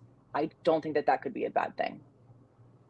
Yeah, I just think the way that we go about it is I think the way we go about it is wrong. I think encouraging men to go to talk therapy is wrong. I think that there's not again, I don't think that's telling. I mean, look, you're a trainer. Like telling people to get under a barbell and do the big 3 lifts 3 or 4 times, not 3 or 4 times, or the very basics. That stuff isn't sexy. That doesn't sell. I mean, you see plenty of people that are like, get on this Bosu ball with one leg and put 245 pounds on the bar and jump up and down. Like that's the kind of stuff. So it's like, that stuff sells. Like that's the sexy stuff. It's this new groundbreaking theory that we've sort of uncovered that is now going to open up your brain to depths it's never been before. When if we would just get back to basics and the stuff that's worked for millennia, either way. I'm not saying it doesn't work. I'm not saying it doesn't work. Okay. I think we're in agreement on that. I'm not saying that doesn't work. Okay. I'm not saying that doesn't work, because I am someone of action, right? It's a lot of what I do with my clients. Like I do believe in the big three, right? But I think when you talk about especially like coping mechanisms, behavioral balances, like yes, your life will improve, but do you communicate well? Are you articulate enough? Do you communicate with people well? Are you emotionally regulated? Well, especially when we talk about emotional regulation, I think that people across the board are very volatile and reactionary. And so therapy helps a lot with that, especially when we talk about emotional regulation and your ability to think before you speak. I think that's, to answer your question from before, I think that's probably one of the most important things that people will learn from therapy specifically. When it comes to being satisfied with your life, yeah, that all comes through action. And even controlling your reactions always comes through action. Nothing can progress forward without action. That is true. So I think we're in agreement. Liz, I got to let you go. I would love to continue this, but I got some people waiting, but I'd love to have you on anytime. I'm sure we'll talk more soon. Yep. Appreciate you. All right. Talk soon. Be good. All right. How are we doing on time? All right. Let's get to, I know you guys have been waiting. I appreciate it. Very patient. Let's get to Matthew Charles. You ready, buddy? All right. He's putting his headphones in. All right. I got the thumbs up. Matthew, what's up, my friend? How we doing? Can you hear me? Still connecting audio. Check 1, 2, test. No, don't hear you. No. All right, let me move you back, see if you can get that figured out. Let's grab Jake. Jake, what's up, my friend? Moff, good to see you.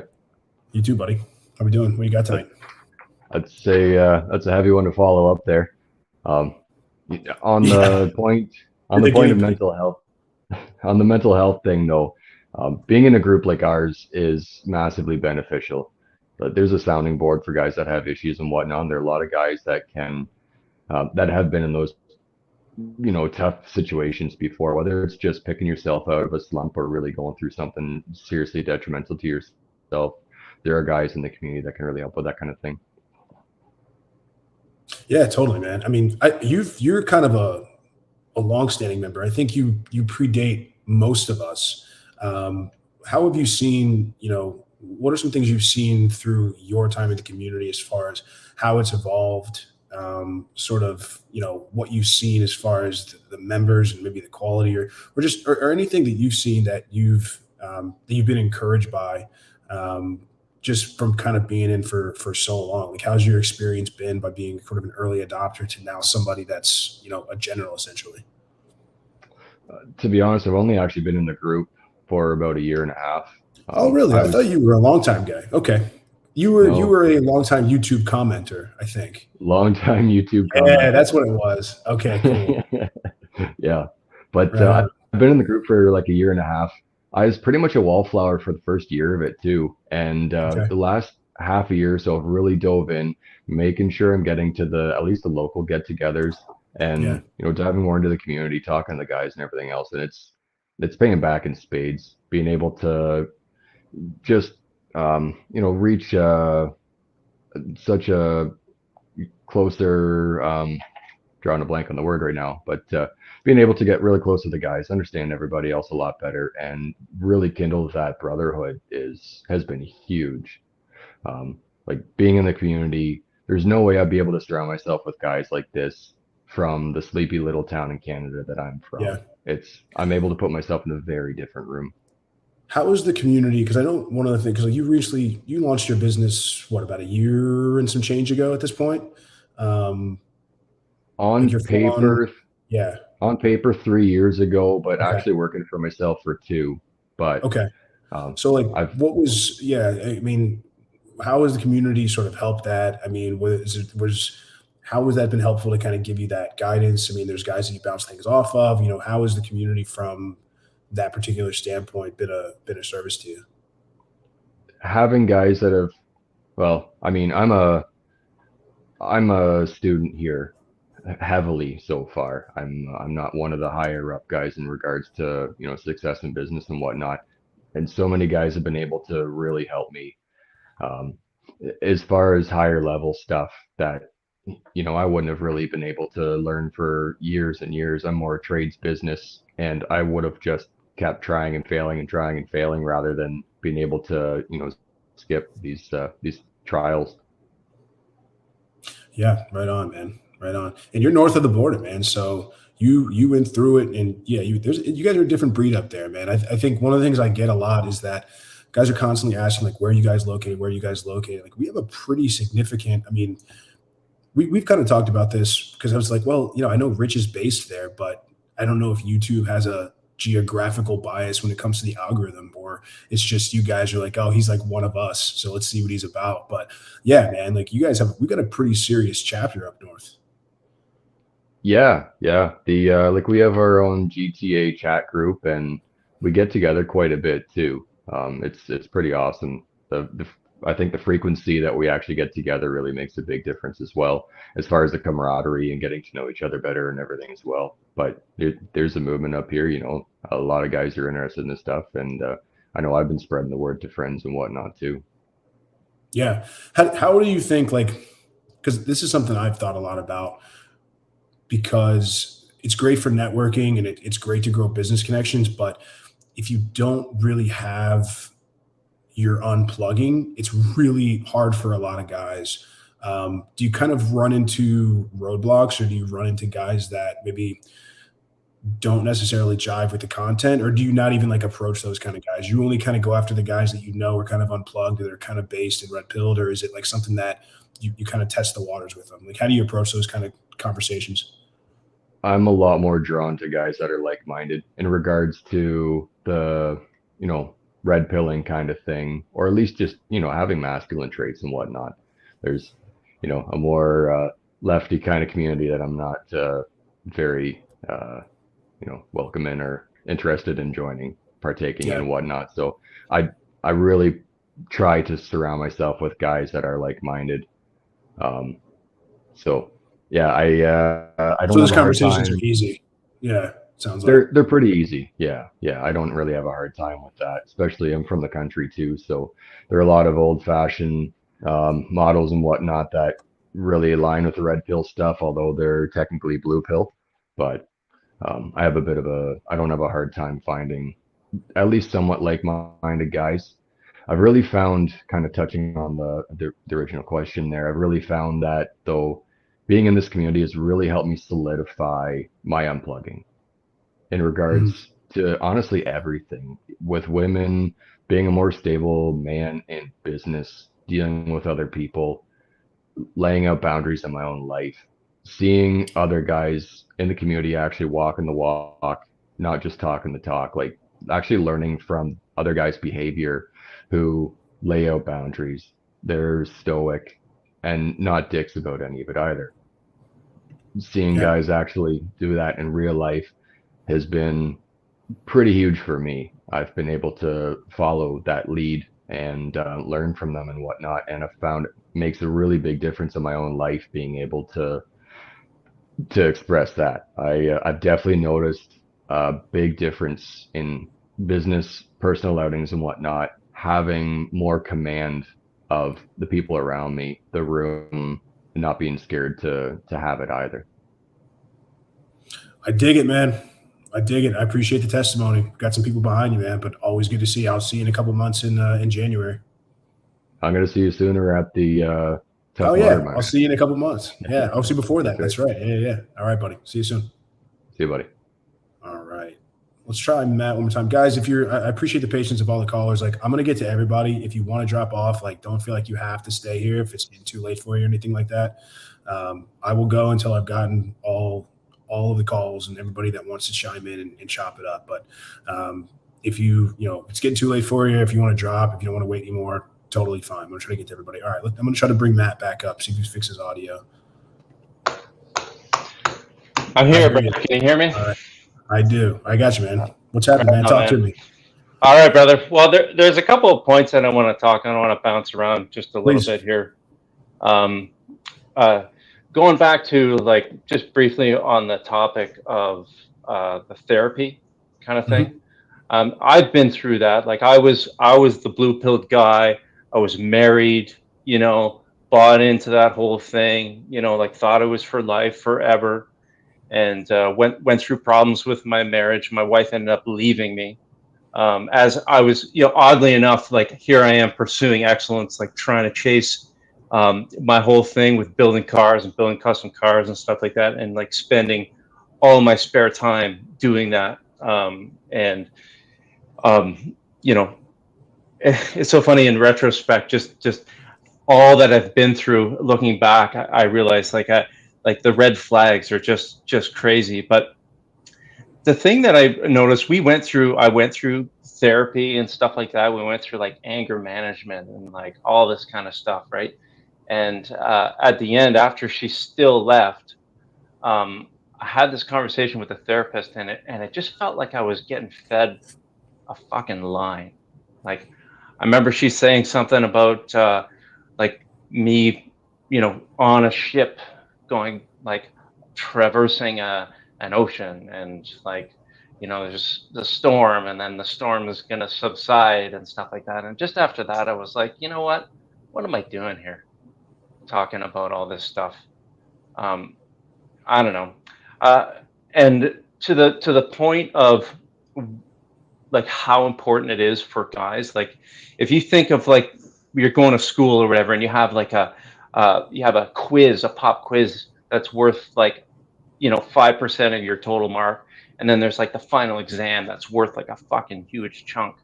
I think for guys, like therapy is like a fucking pop quiz. Like the amount that you get out of it versus what you're talking about, like going to the gym. Let's get your health back into shape. You know, be accountable. Look at what you're doing with your time. You're sitting there staring at the fucking electronic income reducer, aka the TV. Like, what are you doing with your life? I think there's way more value in that. You're going to get way more benefit than you'll ever get sitting there talking about the problems you're having with your life, with your wife and your life, right? And so like that was my experience, and I went out and I seeked out different things. I joined a community called the TUA Badass, and like learned how to like, it was, the whole thing was like learning how to be better with women. And what I found in that was the whole the whole message was work on yourself as a person, right? Level yourself up as a person, right? Yeah, sure, you learn techniques and stuff like that about body language, about eye contact, about all these things, right? You know what I mean? How to talk to people, but that wasn't the main focus. The main focus was on yourself. And I think I drifted a little bit from that world, and I don't even remember how I came across Rich's stuff, but I got to tell you that the Unplugged Alpha, the book, it fucking saved my life. It literally saved my life. And I've been trying to think about this, like how I came across this. I was in a lot of Jordan Peterson and stuff like that. I mean, the focus is on like working on myself and being a better man, right? And I'm going to tie this into the tribe, but as far as the Unplugged Alpha and the talking about the red flags, it really gave me a good perspective on like my life, like my past life, and like the things that I did wrong, right, and got sucked into and suckered into. And I was with a girl who was, you want to talk about one-itis. It was a girl that I knew since I was like 3 years old. I always had the hots for her, right? And we got together, but she had like 2 kids from 2 different guys, and both the guys were just, you know, idiots, right? And it was just all this drama and like the lack of accountability and all the rest of it. And you know, like I've done okay for myself, you know, and I live in a prominent area, and like she really tried to work her way in to like get me to renovate my house to accommodate her and her kids and stuff like that. And a couple of things happened. And this is like probably 6 months after I read the book, and it's really weighing on me. And I was like, what am I doing? And I just cold turkey, I fucking dropped it. Like a 3-year relationship, I just cut it off. And dude, if I would have went down that road, I would have just fucking been hammering the nails in the coffin. You might as well just like throw the dirt on the thing. So it really saved my life. And after that, I decided to join the 10% for a bunch of reasons, you know. And like I really feel like I'm alone. Like I was doing all this kind of stuff by myself. And you know, RC mentioned a couple things about, you know, a group of guys who are pursuing excellence, right? Who believe in accountability. And the thing about a group and a tribe of like people who are pursuing excellence, they're not going to sugarcoat bullshit anything. Like when I was married and after my wife left, you know how many fucking guys came up to me, like friends, my fucking friends, who said, "Oh, she was a bitch. I can't believe you were with her," you know, like all that kind of stuff. And I'm like, where the fuck were you? Thanks for telling me now. Yeah. Thanks for telling me now, right? You know, where the fuck were you years ago? Like, why didn't you say anything? That was fucking 7 years of my life, right? And, you know, in a tribe like this, it's like, these are guys who've gone through the trenches. I've gone through the fucking trenches, man. I've had lots of shit. And like, listen, I'm a very positive guy, but I'm just trying to impress upon people, like the quality of the members is like, we've got some young guys, right? Some like I think probably even like, fresh out of college, maybe even teenagers, like late teens and stuff like that, to early 20s. But then there's guys like me who was like, you know, I'm an older dude. I'm seasoned. I've been through lots of shit, right? And I'm not going to let anything slide, right? And the guys don't let things slide, and they tell you how it is. You said you put a post on the group, you'll get like within a couple hours, there's like fucking half a dozen to a dozen replies from guys all over the map with different perspectives, right?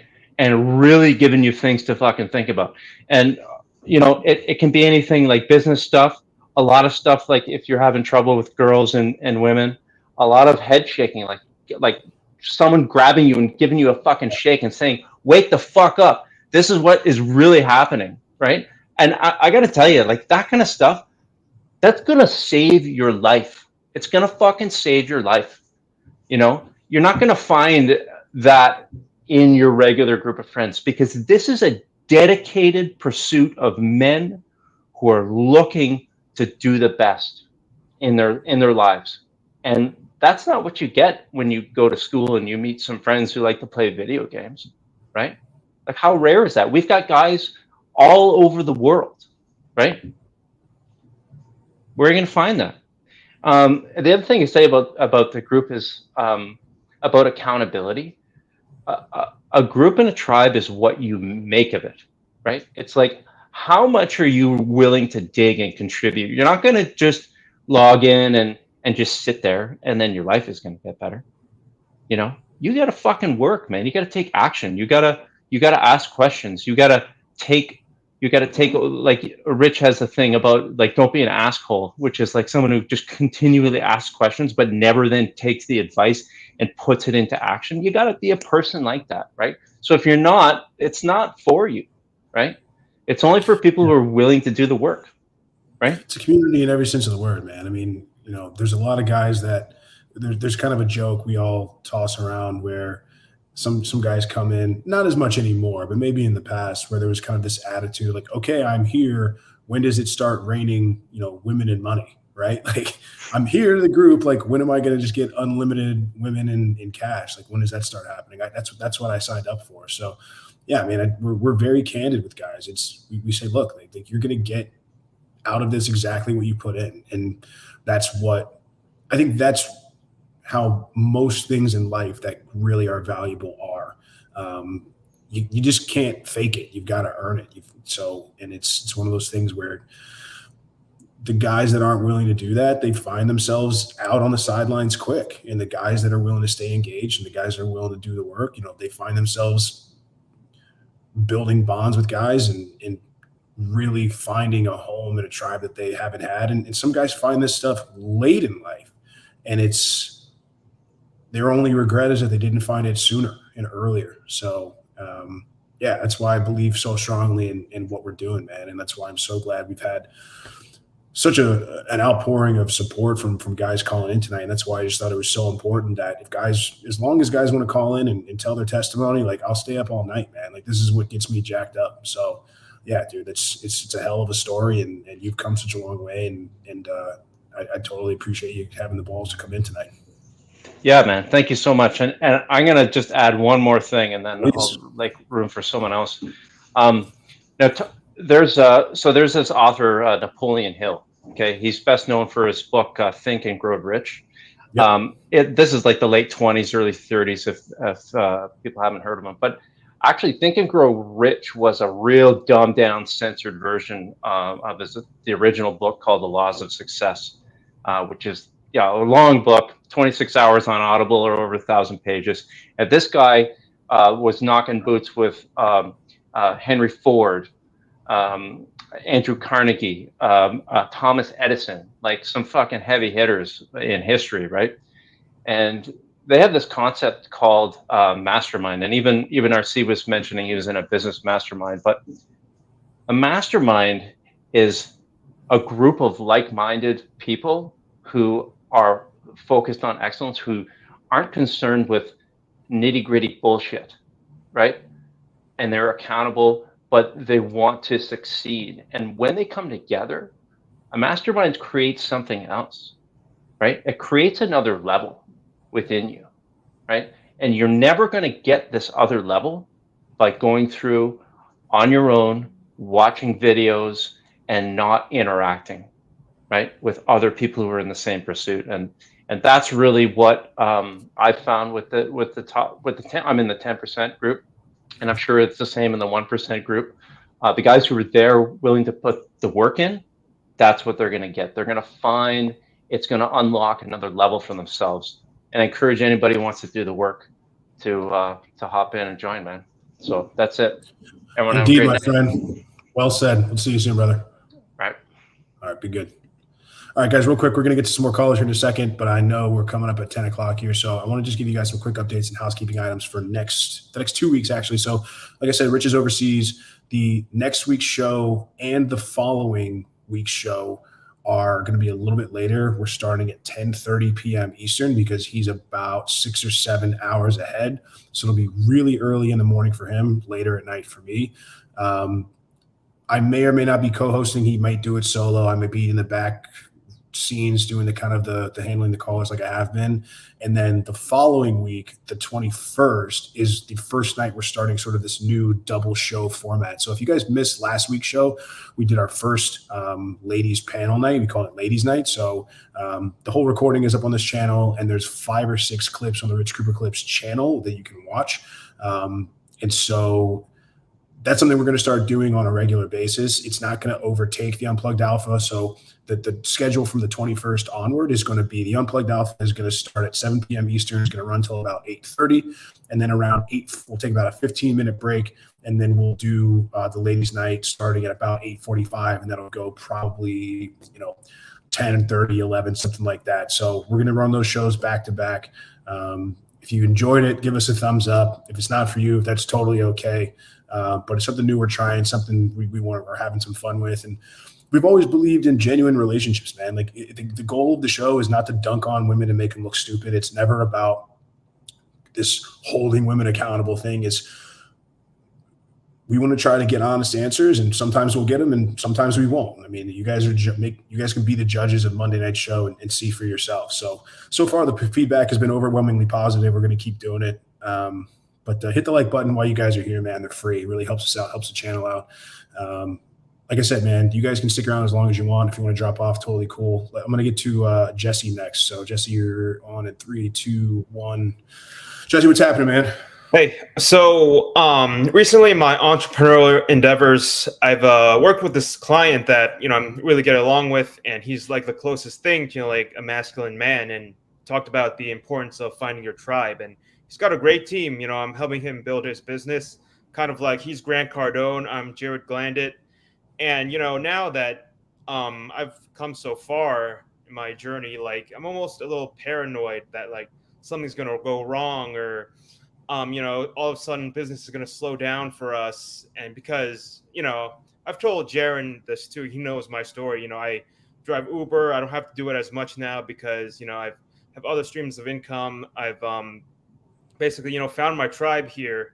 And very similar to what Jake was saying, it's, yeah, technically blue pill, but it still kind of have some, red pill beliefs. Like here where I live, there's a little more respect for men and masculinity. So, I'm doing well so far, but it's just, the paranoia is creeping up. What if something goes wrong? What if, I have to go back to doing Uber? And I don't know if like I should just commit to, working with my current client who, if things are going really well. And, you've said it before many times in studio, abundance fixes everything. I think that I have abundance because, I can also do Uber. I'm also on, Upwork. I got all these other streams of income, but I don't really want to do them because, my current client, things are going really well. It's just I'm concerned, what if, business slows down? I have to go back doing Uber. It's going to feel like a downgrade. Well, so what's the question, man? Is just, where should I go on from here? Should I just, just cut Uber and like stuff I don't want to do, like cut it off completely and just focus on, building the business with my clients, or should I like kind of still like keep the side hustles in my back pocket to like figure out, just to see like how far I can go? Because I'm just a little unsure where to go from here. I mean, look, dude, like entrepreneurship is not for the faint of heart. That's why they say salary is a drug, because it's just easy to have that paycheck hit your bank account every 2 weeks. And a lot of guys never get out of that cycle. I mean, there's a lot of schools of thought when it comes to this stuff. There's guys out there that believe that if you don't burn the ships, you'll never overtake the island and you'll never get where you want to go if you don't have a backup plan. There's a quote, I don't know who said it, but it's, humans have a pretty good track record of if their only options are to succeed or die, they're usually pretty good at succeeding. But at the same time, there's a school of thought where it's, take the money that you're not a salaried employee. So you have all of these ventures that basically what you're doing right now is you're trading your time for money. Right.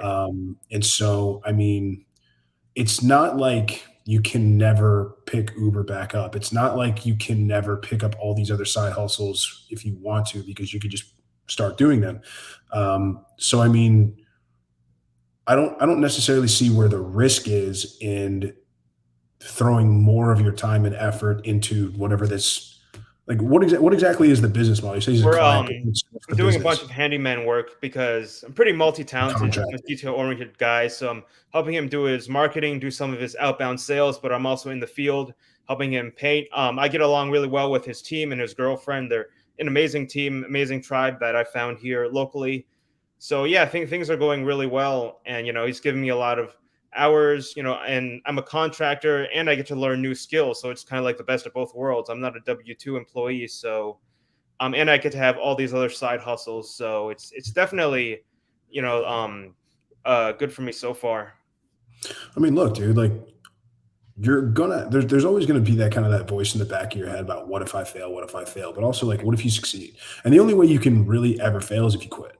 Right. So, I mean, this seems like there's some limiting beliefs. I don't know if it's because you've been burned in the past, or you've been, gotten kicked in the ass in other jobs, or you've been burned before by other people, or what sort of happened. But, I don't see the risk, at least if you have these other streams of income where you're not, I mean, again, because you're trading your time. I mean, have you sat down and figured out, like, based on the money you're making between all of these jobs, like what an hour of your time is actually worth?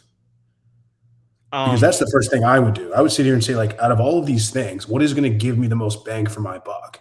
If I have 60 minutes like whether it's Uber, whether it's DoorDash, whether it's Fiverr or whatever, whether it's working with this particular client, like whatever it is, where are you going to see your money come in? Where's your money going to go farther in that hour? Right. So I think figuring out exactly what an hour of your time is worth is a good first step. Because if it's like, okay, I can make on average, let's say I do Uber 8 hours a day and I come home with $80. Okay, I made $10 an hour versus $80 an hour with the contracting work. And now I have $150 in my pocket and you're doubling up. I mean, it's pretty easy math in my opinion. I think it's perfectly fine and healthy to have those doubts in your mind and have that kind of voice in the back of your head until you let it start limiting your action. Like I said earlier, you can't let doubts or you can't let the fear of failure keep you from doing anything, because that's ultimately how you fail. It's one of those things where if you dive in head first, it's really your only option. And if you sink all of your time and effort into this one thing, it's pretty much your only. And the thing is, like, I don't know how old you are exactly, but it's not like, even if this all goes bust and goes to zero, it's not like you're going to die. And it's not like you don't have plenty of time to figure it out and get back up on that horse. So, I mean, it sounds like maybe there's some mental work or some mental frameworks that you might need to look in within yourself and figure out exactly why these thoughts keep popping back up. Maybe you've got some unresolved issues, man. Maybe there's some things that happened to you that you haven't dealt with, but you can't let sort of the fear of things not working out trump you going for an opportunity that could only be lucrative for you. So, I mean, it's a mindset thing, man. You need to harden the mind, basically. Like, and your mind gets hard when you do hard shit and shit that you don't want to do. And eventually, because your mind is telling you to quit. That's essentially what's happening. Yeah. Your mind quits far before your body does. And your mind is designed to tell you to be comfortable and stop seeking discomfort, because it's a survival mechanism. And so you've got to learn to kind of be in control of that. You've got to learn to kind of turn that brain hard. And now you control your brain. Your brain's not in control of you. Does that help at all? Yeah, definitely. I know Rich has made videos about why Uber is a waste of time. And, I get where he's coming from. I've done it in the past before. I had all these business endeavors, and, I'm just trying to get to a point where I don't have to do it at all. He may not completely understand, it's still a stream of income that I need, I still have bills to pay. But, once I get these things off the ground, I can maybe hopefully permanently don't have to do it anymore. And also, I wanted to say, you mentioned that there's a lot of things, going on up here. We can't go over it obviously now, but, I know we've been talking back and forth on Facebook Messenger. I am still interested in scheduling a call with you in the future, but, you've helped me out a lot. You've been like a big brother to me, helping me out in the Facebook groups. You've been helping me out when you had the little stereo thing. So appreciate everything you've done, man. You've been like a big brother to me all this time.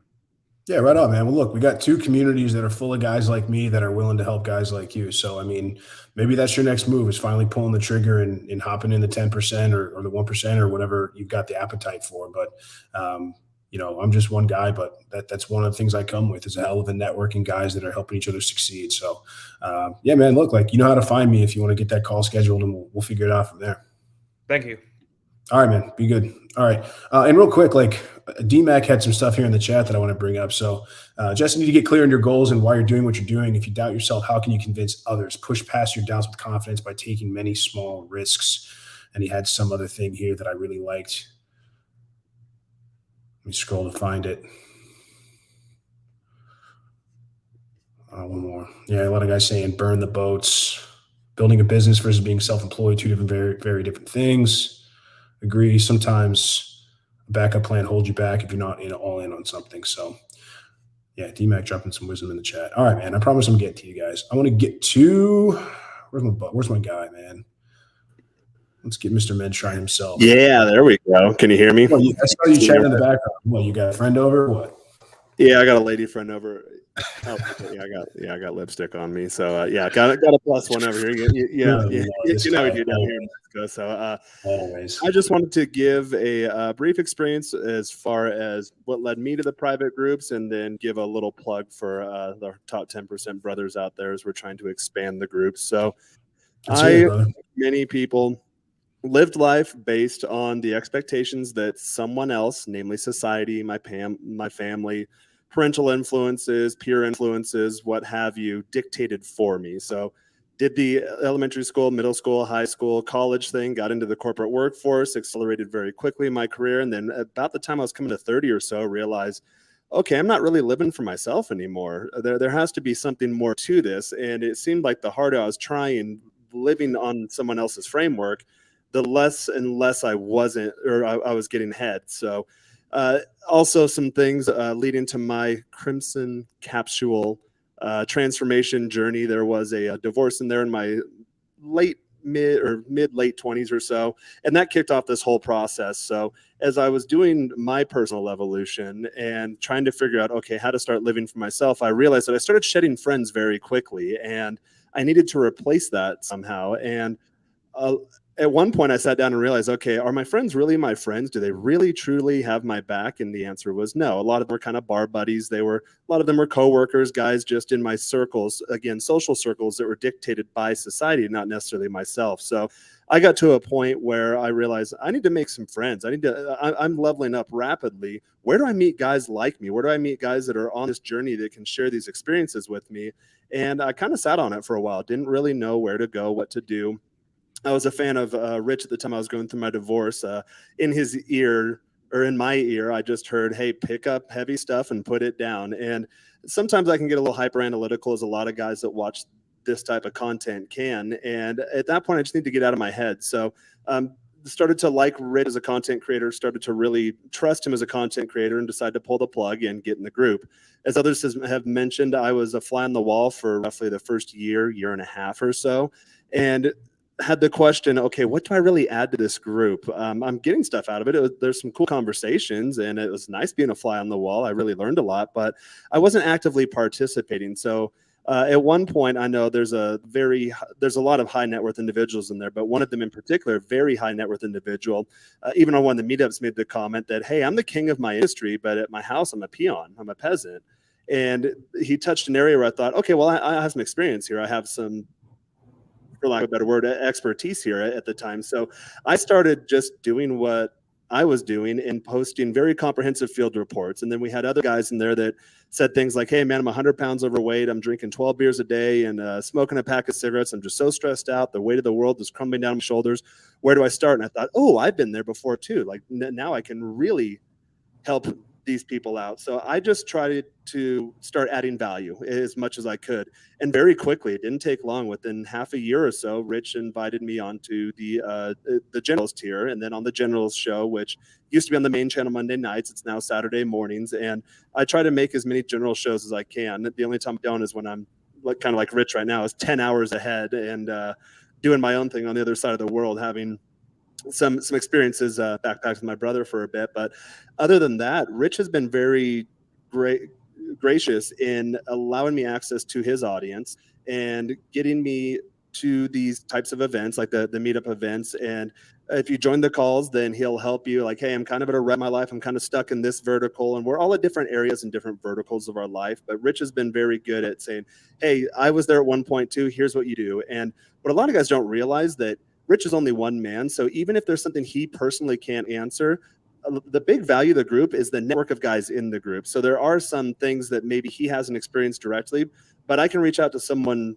personally and say, hey, I know that you mentioned at one point you were going through this issue. I'm kind of hitting a rough patch in this area of my life too. Or, hey, maybe I need an outside view as far as things that I'm overlooking in this certain aspect of my life. Can you help me out? And I've gotten monumental value from that. But really, in any of these groups, top 1% or top 10% group, it really comes down to, okay, what are you willing to give to the group? And I have guys that DM me all the time. I'm sure they do to you too, the top 10%. Oh, well, what do I get out of it? Well, that's the wrong question to ask. You're not ready for leveling up or getting into a higher tier of men in your network if you're asking the question, what do I get? You need to go into it with, what can I give to this group? And if everyone joins the group with that mentality, which we've done a good job at doing in building these groups and cultivating the quality of conversation and the types of things we do in these groups, then everyone benefits. So that's the first point. And then another one that turns guys off too a lot of times is Oh, the price point.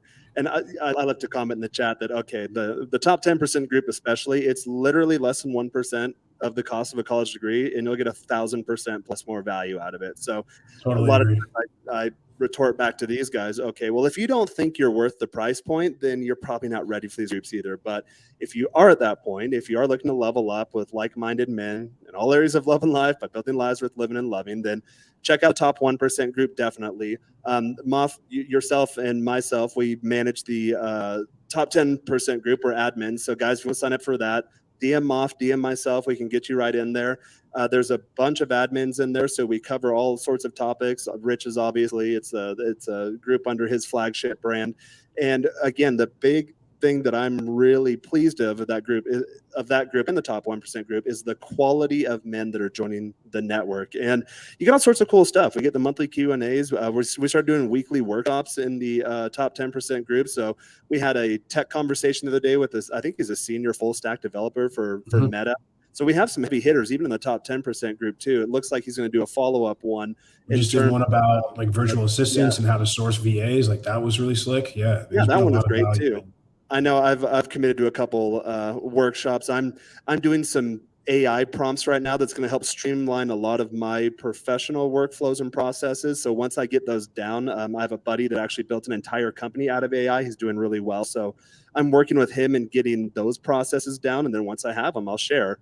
Obviously, it's fun for a lot of guys, the field reports and my Mexico adventures and, my backpacking around the world and my brother adventures and that kind of stuff. But I'm just one guy. Moff, you're just one guy. Rich is just one guy. But we have a network of hundreds of guys globally that can shed light on any issues you may be having in your life, or hell, maybe you don't have any issues. Sometimes that's been my biggest issue lately. I was like, I haven't had any issues for a while. And then that became an issue in and of itself. But sometimes guys will hit me up. Hey, I'm coming to Mexico City soon. Okay, well, there's my Instagram. Hit me up. We'll go out. We'll get a drink. We'll hit the town, have a good time, and then build that network even more. So definitely, guys, if you think you're worth it, or if you're the type of person just like I was, Moff, just like I'm sure you were, and other guys watching were, or maybe are at this point where, okay, it's nice. I put this content on passively in the background. I go about my day, but eventually you get to the point where, okay, for me personally, I had the girl thing down. I had the fitness thing down already. I thought I had the finance thing down. I was doing well in the corporate world, but then I got in the top 1% group, and all of these guys are seven-figure, multiple seven figures. And I think we even have some 8-figure earners in there. And I'm like, oh, wow, yeah, I really got to step it up. So really iron sharpens iron. So when you get in these networks, you may be like, hey, well, why would I need it? My life is great. Well, you get around higher caliber guys, then it kind of kicks you in the ass and lights a flame under your feet. So I've been eternally grateful for the quality of network that I've managed to find myself being a part of in this group. And then again, for Rich personally, all you really have to do is just show up and provide value to other guys. And Rich is like, hey, here's my audience. You can attest to that. You're hosting the show and you're doing a damn good job. Wild, man. I definitely missed various stuff. Yeah, but Rich will open up his Rolodex for you. Other guys in the group will open up their address book for you, and they'll put you in contact with people, and they'll get you done. They'll give you access to people that'll help you get to the next step in whatever it is you're looking to do in your life. And we have guys from all different walks of life and all different levels and all different verticals of their life. So if that's something you want to be a part of, top 1% group is fantastic. If price is an issue for you, hit myself up, hit Moff up. We can sign you up for the top 10% group. And then whatever you pay, it is a lifetime membership for top 10%. Whatever you pay when you are ready to graduate to the higher tiers, then you can forward that lifetime membership fee towards your first year of dues. So that's just my 2 cents. I went from being a content consumer to a content creator to a fly on the wall in the group to one of the generals tiers to now having access to Rich's audience and his professional network to being an admin of one of Rich's products. So definitely a lot of value to get out of these groups if you show up willing to give value to the groups. And with that, I shall sign off.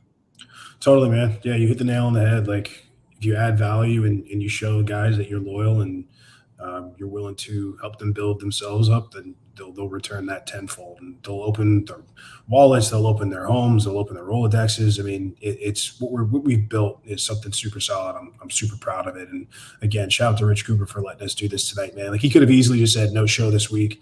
I was telling some people that letting me run the live on his channel by myself, unsupervised, is I don't know if he'll agree with this. Maybe he will, maybe he won't. It's kind of like me taking the McLaren out. I guess now the Porsche, but him just giving me the keys to just tear it up in his multi six-figure car and machine that he loves so much. So, dude, thank you for jumping on, man. It's good to see you. I'll see you here in a couple of short months. Looking forward. Yeah, to I'll see you in Tampa. Yeah, I'll see you in Tampa soon. And you're doing a good job, man. You've held the audience for well more than 2 hours. That's not an easy feat. I've definitely seen you get more polished in your presentation. I'm working on that too. So yeah, definitely look forward to seeing you. And then guys, for top 1%, top 10% group, I shall see you in the chats, forums, meetups, Q&As, calls, and all that good stuff. All right, man. Appreciate the kind words, brother. See you soon. All right. Got a couple more guys. We got 2 more. I'm going to grab Cowboy real quick. Hey, brother. Cowboy, how you doing? my friend, how you doing, man? Thank you for showing up tonight and coming out. What's going on? I told you I'd be here from the get-go. My old man was in the hospital. I had to work late. It's been a crazy day, but I wanted to let everybody know that when you have good quality friends, they will show up no matter what. So, yeah, my old man's in the hospital, not doing good, but I am here for you, my brother, and you were doing an awesome show. I didn't get to watch it from the start, but couldn't be happier for you, my friend. Appreciate the kind word, man. Means a lot, man. And you're a relatively newer member of the 10%, right? I mean, past couple of months, or how long has it been for you? Well, I've been watching for about a year. Okay. Been in the 10% for about 2 months. Been in the entrepreneurship program for about 3 to 4 months. Definitely worth the value. I mean, it's chump change. People are. I've been to a strip club and spent $1,000. So people think they're getting scammed. They don't really know. But like I said, hey, listen, I'm going through a lot of shit right now. I'm here for you. I told you when you posted that in the 10%, I was the first one to answer. Yeah. I'll be there. And I apologize. I'm extremely late. I missed most of the show, but I did show up. And when you join the 10% or the entrepreneurship program, or you get involved with men of your quality and caliber, or Jaren, that we stand by our word and we do everything that we can to support each other. I know Bentley is the same way. I'm sure a lot of the guys have, seen time and time again how the network is there to support each other. So, like I said, it's 9:30 here. I got to be up at 3:30. I've had a long ass day. I just wanted to make sure you knew I was here for you as much as I could be. I appreciate it, man. Look, I won't keep you. I'll let you get some Z's, but yeah, dude, I appreciate you and everybody that stuck around. We're about an almost hour longer than we normally go, but I made a commitment to get to everybody, man. So I appreciate you being here. Yeah, I'm excited for a long, successful group and adding more quality members and everybody getting together. You planning on coming? You're coming to Toronto in January? I'm working on it. I think it's the week I have my daughter, so I'm trying to reschedule that, but that comes first. Totally. But yeah, if I can make it, I definitely will. It'd be a pleasure to meet you. In Florida, I might bring my boat, bro. Everything you've seen, I'm all about boats. So. Oh, 100%. All right, man. You get some rest, get some shut-eye, man. We'll see you soon. I'm out. See you, buddy. All right, brother. Be good. All right, one more. You guys know him. You love him. The Walburger. What's up, buddy? Hey, what's up? How we doing, my friend? Great. How are you doing, Moff? You're doing an excellent job on the show. Hey, I appreciate that, man. That's very kind of you. Yeah, no, it's great. I wanted to comment a while back on the mental health situation and your discussion in regards to men. And I think something that has been basically given a great disservice is that men have a cheat code to mental health. And that is going out and exerting yourself in a physical capacity and energizing your mind and your body makes you feel better right off the hop. The therapy situation, and first off, she said that someone said that therapy isn't good for anybody. Nobody said that. You didn't say that. That wasn't a response. But generally, when you're having a discussion and debating this, that's what they come back with you with, saying that, oh, you said that therapy isn't good for anyone. No one ever said that. the fact of the matter is that men have a cheat code to get mentally right. And that is going out and exerting yourself and interacting with people during that exertion with men. And then you can exchange stories, exchange what's going on, push yourself physically and mentally, and you take yourself to a new level. It has been given a disservice from COVID till now. But the thing is I think the jig is up for mental health to a certain extent. Not, well, in regards to therapy speak. Everyone's tired of hearing about the ego, gaslighting, narcissism, all of that. And I can tell you that this is happening right up to areas in court. I am going through some situations in family court, but right now they're actually building a system because it's so packed with people talking about things. They actually honor people who have their own mental point of origin and who are stoic. They're tired of hearing about narcissists and this person is a gaslighter and so on and so forth. So you now go to something called a judicial dispute resolution, where you deal with the judge off the side, not in court, so they can get that off the dockets, right? So it's starting to come around. Society is actually starting to not placate to this therapy speak nonsense. So men need to understand that. But the thing is, before you go to therapy, get off your ass, go to the gym, and really push yourself. It doesn't matter what level you're at. If you are totally out of shape, go somewhere with a sauna, sit in there as long as you can, go out, take a rest, go back in, and just push yourself to that next level all the time. Listen, man, I'm almost pushing 50. Next year, I'll be 50. And tonight, I just got done playing basketball, and I think I mentioned this before, with the police service of my city, of the municipality, at their headquarters. Right. And the fact of the matter is that this is proof positive. I talk to these guys, and they're talking about stuff, dealing with double murders, dealing with horrible things that the average person cannot see. How do they deal with it? They come out and play basketball and work with each other and talk to each other about things. But mainly, it's competing and driving their body, driving their mind. And then they say that solves everything. I've heard some horrible stories of what they've seen. And that is the thing that gets their mind right.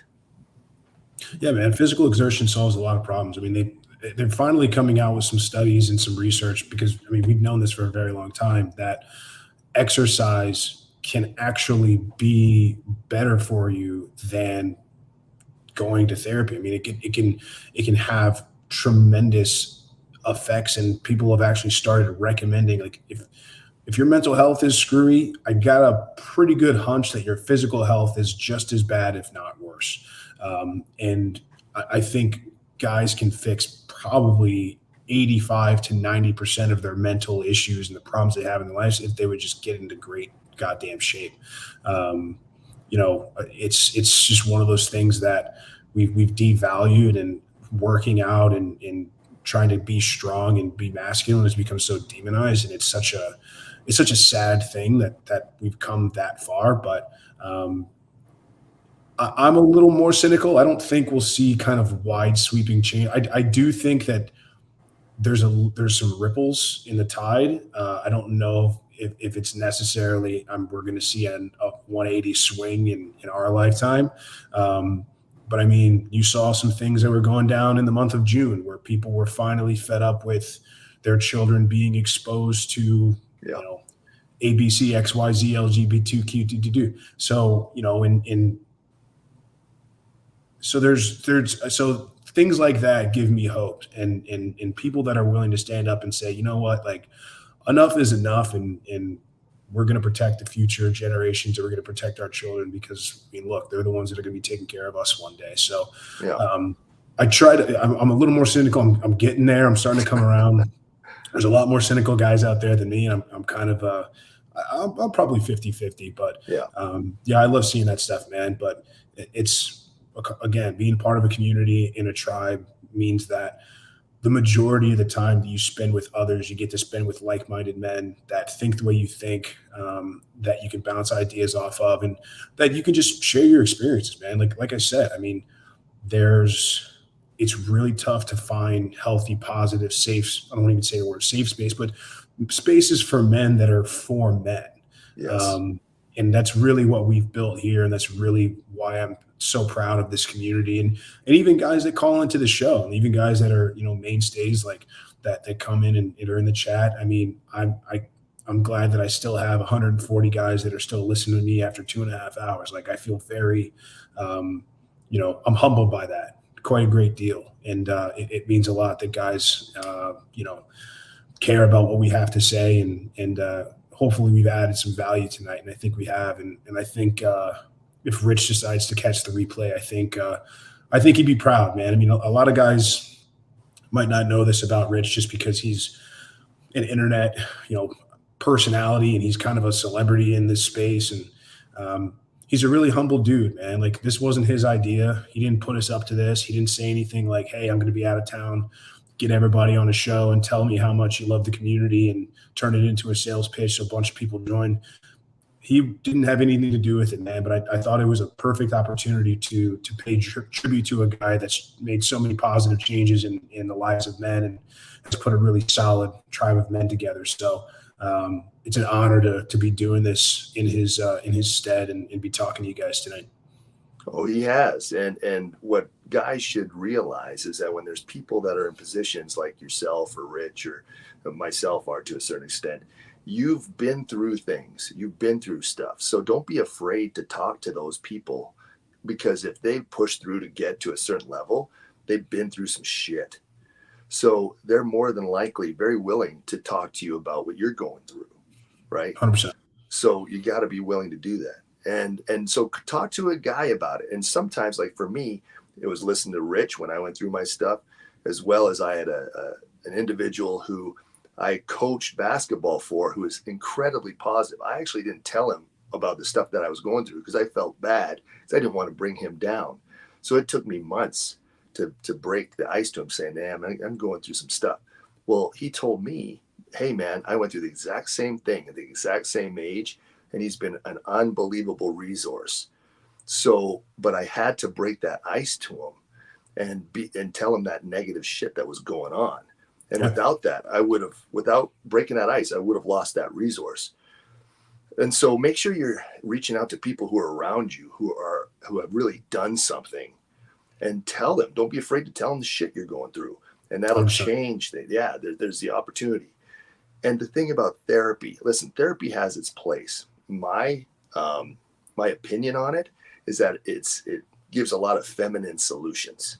Mm-hmm. So it's great for the ladies. You share, you talk about your feelings and talk about these taglines and words and run things over and over again to address your feelings.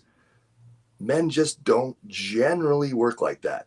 So I'm not saying that it's not good for anyone, but I don't think that it's good for a lot of men until they've gone through what I say. Go push yourself physically, hard, mentally, and then talk to somebody who's around you or in a group like this that can really benefit you and help you. Amen. Amen, brother. All right, man. I appreciate you jumping on. We're going to wrap up and get ready to get out of here, man. Moff. Awesome job. Thank you, man. I appreciate it. Good seeing you as always. Cheers, brother. All right, man. Be good. All right, guys. We are right around 10:30 Eastern. We're going to go ahead and wrap up. I'm going to go over a couple more things. I mentioned this maybe, I don't know, like an hour ago or an hour and some change, but just to give you an idea of what the next couple of weeks are going to look like. So next week we will have a show. This is the last week actually for the foreseeable future that the Unplugged Alpha will be at the 8 p.m. time slot. So like I said, for the next 2 weeks, it's going to be starting 10:30 Eastern. Rich is overseas, so he's not going to be up in time. He's probably actually landing, or I don't know what he's doing right now, but he'll get up super early overseas. He'll try to hop on and do some of the casts for the next 2 weeks. Then on the 21st, we are going to resume the normal time slot for TUA, which is going to be 7 p.m. to 8:30 p.m. And then after that, we're going to have the ladies' night show at 8:45, and that's going to go on for however long. So it's going to be 2 shows back to back on Monday. If you want to check out the article that I read this evening, the sort of essay by Jack Donnovan, I don't care. You can search that, Jack Donnovan, I don't care, but we'll also put it in the description. If you want to go see kind of the first call that I did, I believe it's Before the Train Wreck number 74. Don't quote me on that. It's really easy if you just search Rich Cooper, Aaron Clary, Book of Numbers. And I think I come on around like the 42 or 41 minute mark, and then I go for about 15 or so minutes. So if you want to kind of see young Moff talk about his one-itis, there you go. And then this has been a lot of fun. This has been great, man. This has been really cool. I think we had one guy join the community already tonight. I appreciate all the callers that were willing to come on and share their testimony. Like I said, Rich would never ask us to do this. He's far too humble and a good guy to ask us to come on and sing his praises. So I felt like we kind of had to. But yeah, man, hope you guys enjoyed the show tonight. We're going to do the outro here in a second. Just wanted to say thanks for everybody that came out and supported. It means a lot that you guys would stick around for 2.5 hours. And I'll be seeing some of you soon. And if anybody has any questions on the community, whether it's 1%, 10%, don't be afraid to hit me up. Don't be an asshole, though. You'll get a couple of questions. You maybe get one or two, but we're really looking for guys that are ready to just pull the damn trigger and that want to get in and get to work. So appreciate everybody coming out tonight, man. You guys were great. We'll see you on the next one. All right, guys. If you enjoyed that podcast, make sure you visit my website at richcooper.ca to learn more about my courses, my book, The Unplugged Alpha, community, or booking me for private coaching. Also, if you are a Canadian with $15,000 or more of credit card debt and what you are doing right now isn't paying off the balances, then visit totaldebtfreedom.ca and hit get a free quote to see if you qualify to settle your credit card debt for less than you owe today over the next 48 months. Make sure you check out the top pinned comment on YouTube for all the links mentioned during the show. Peace.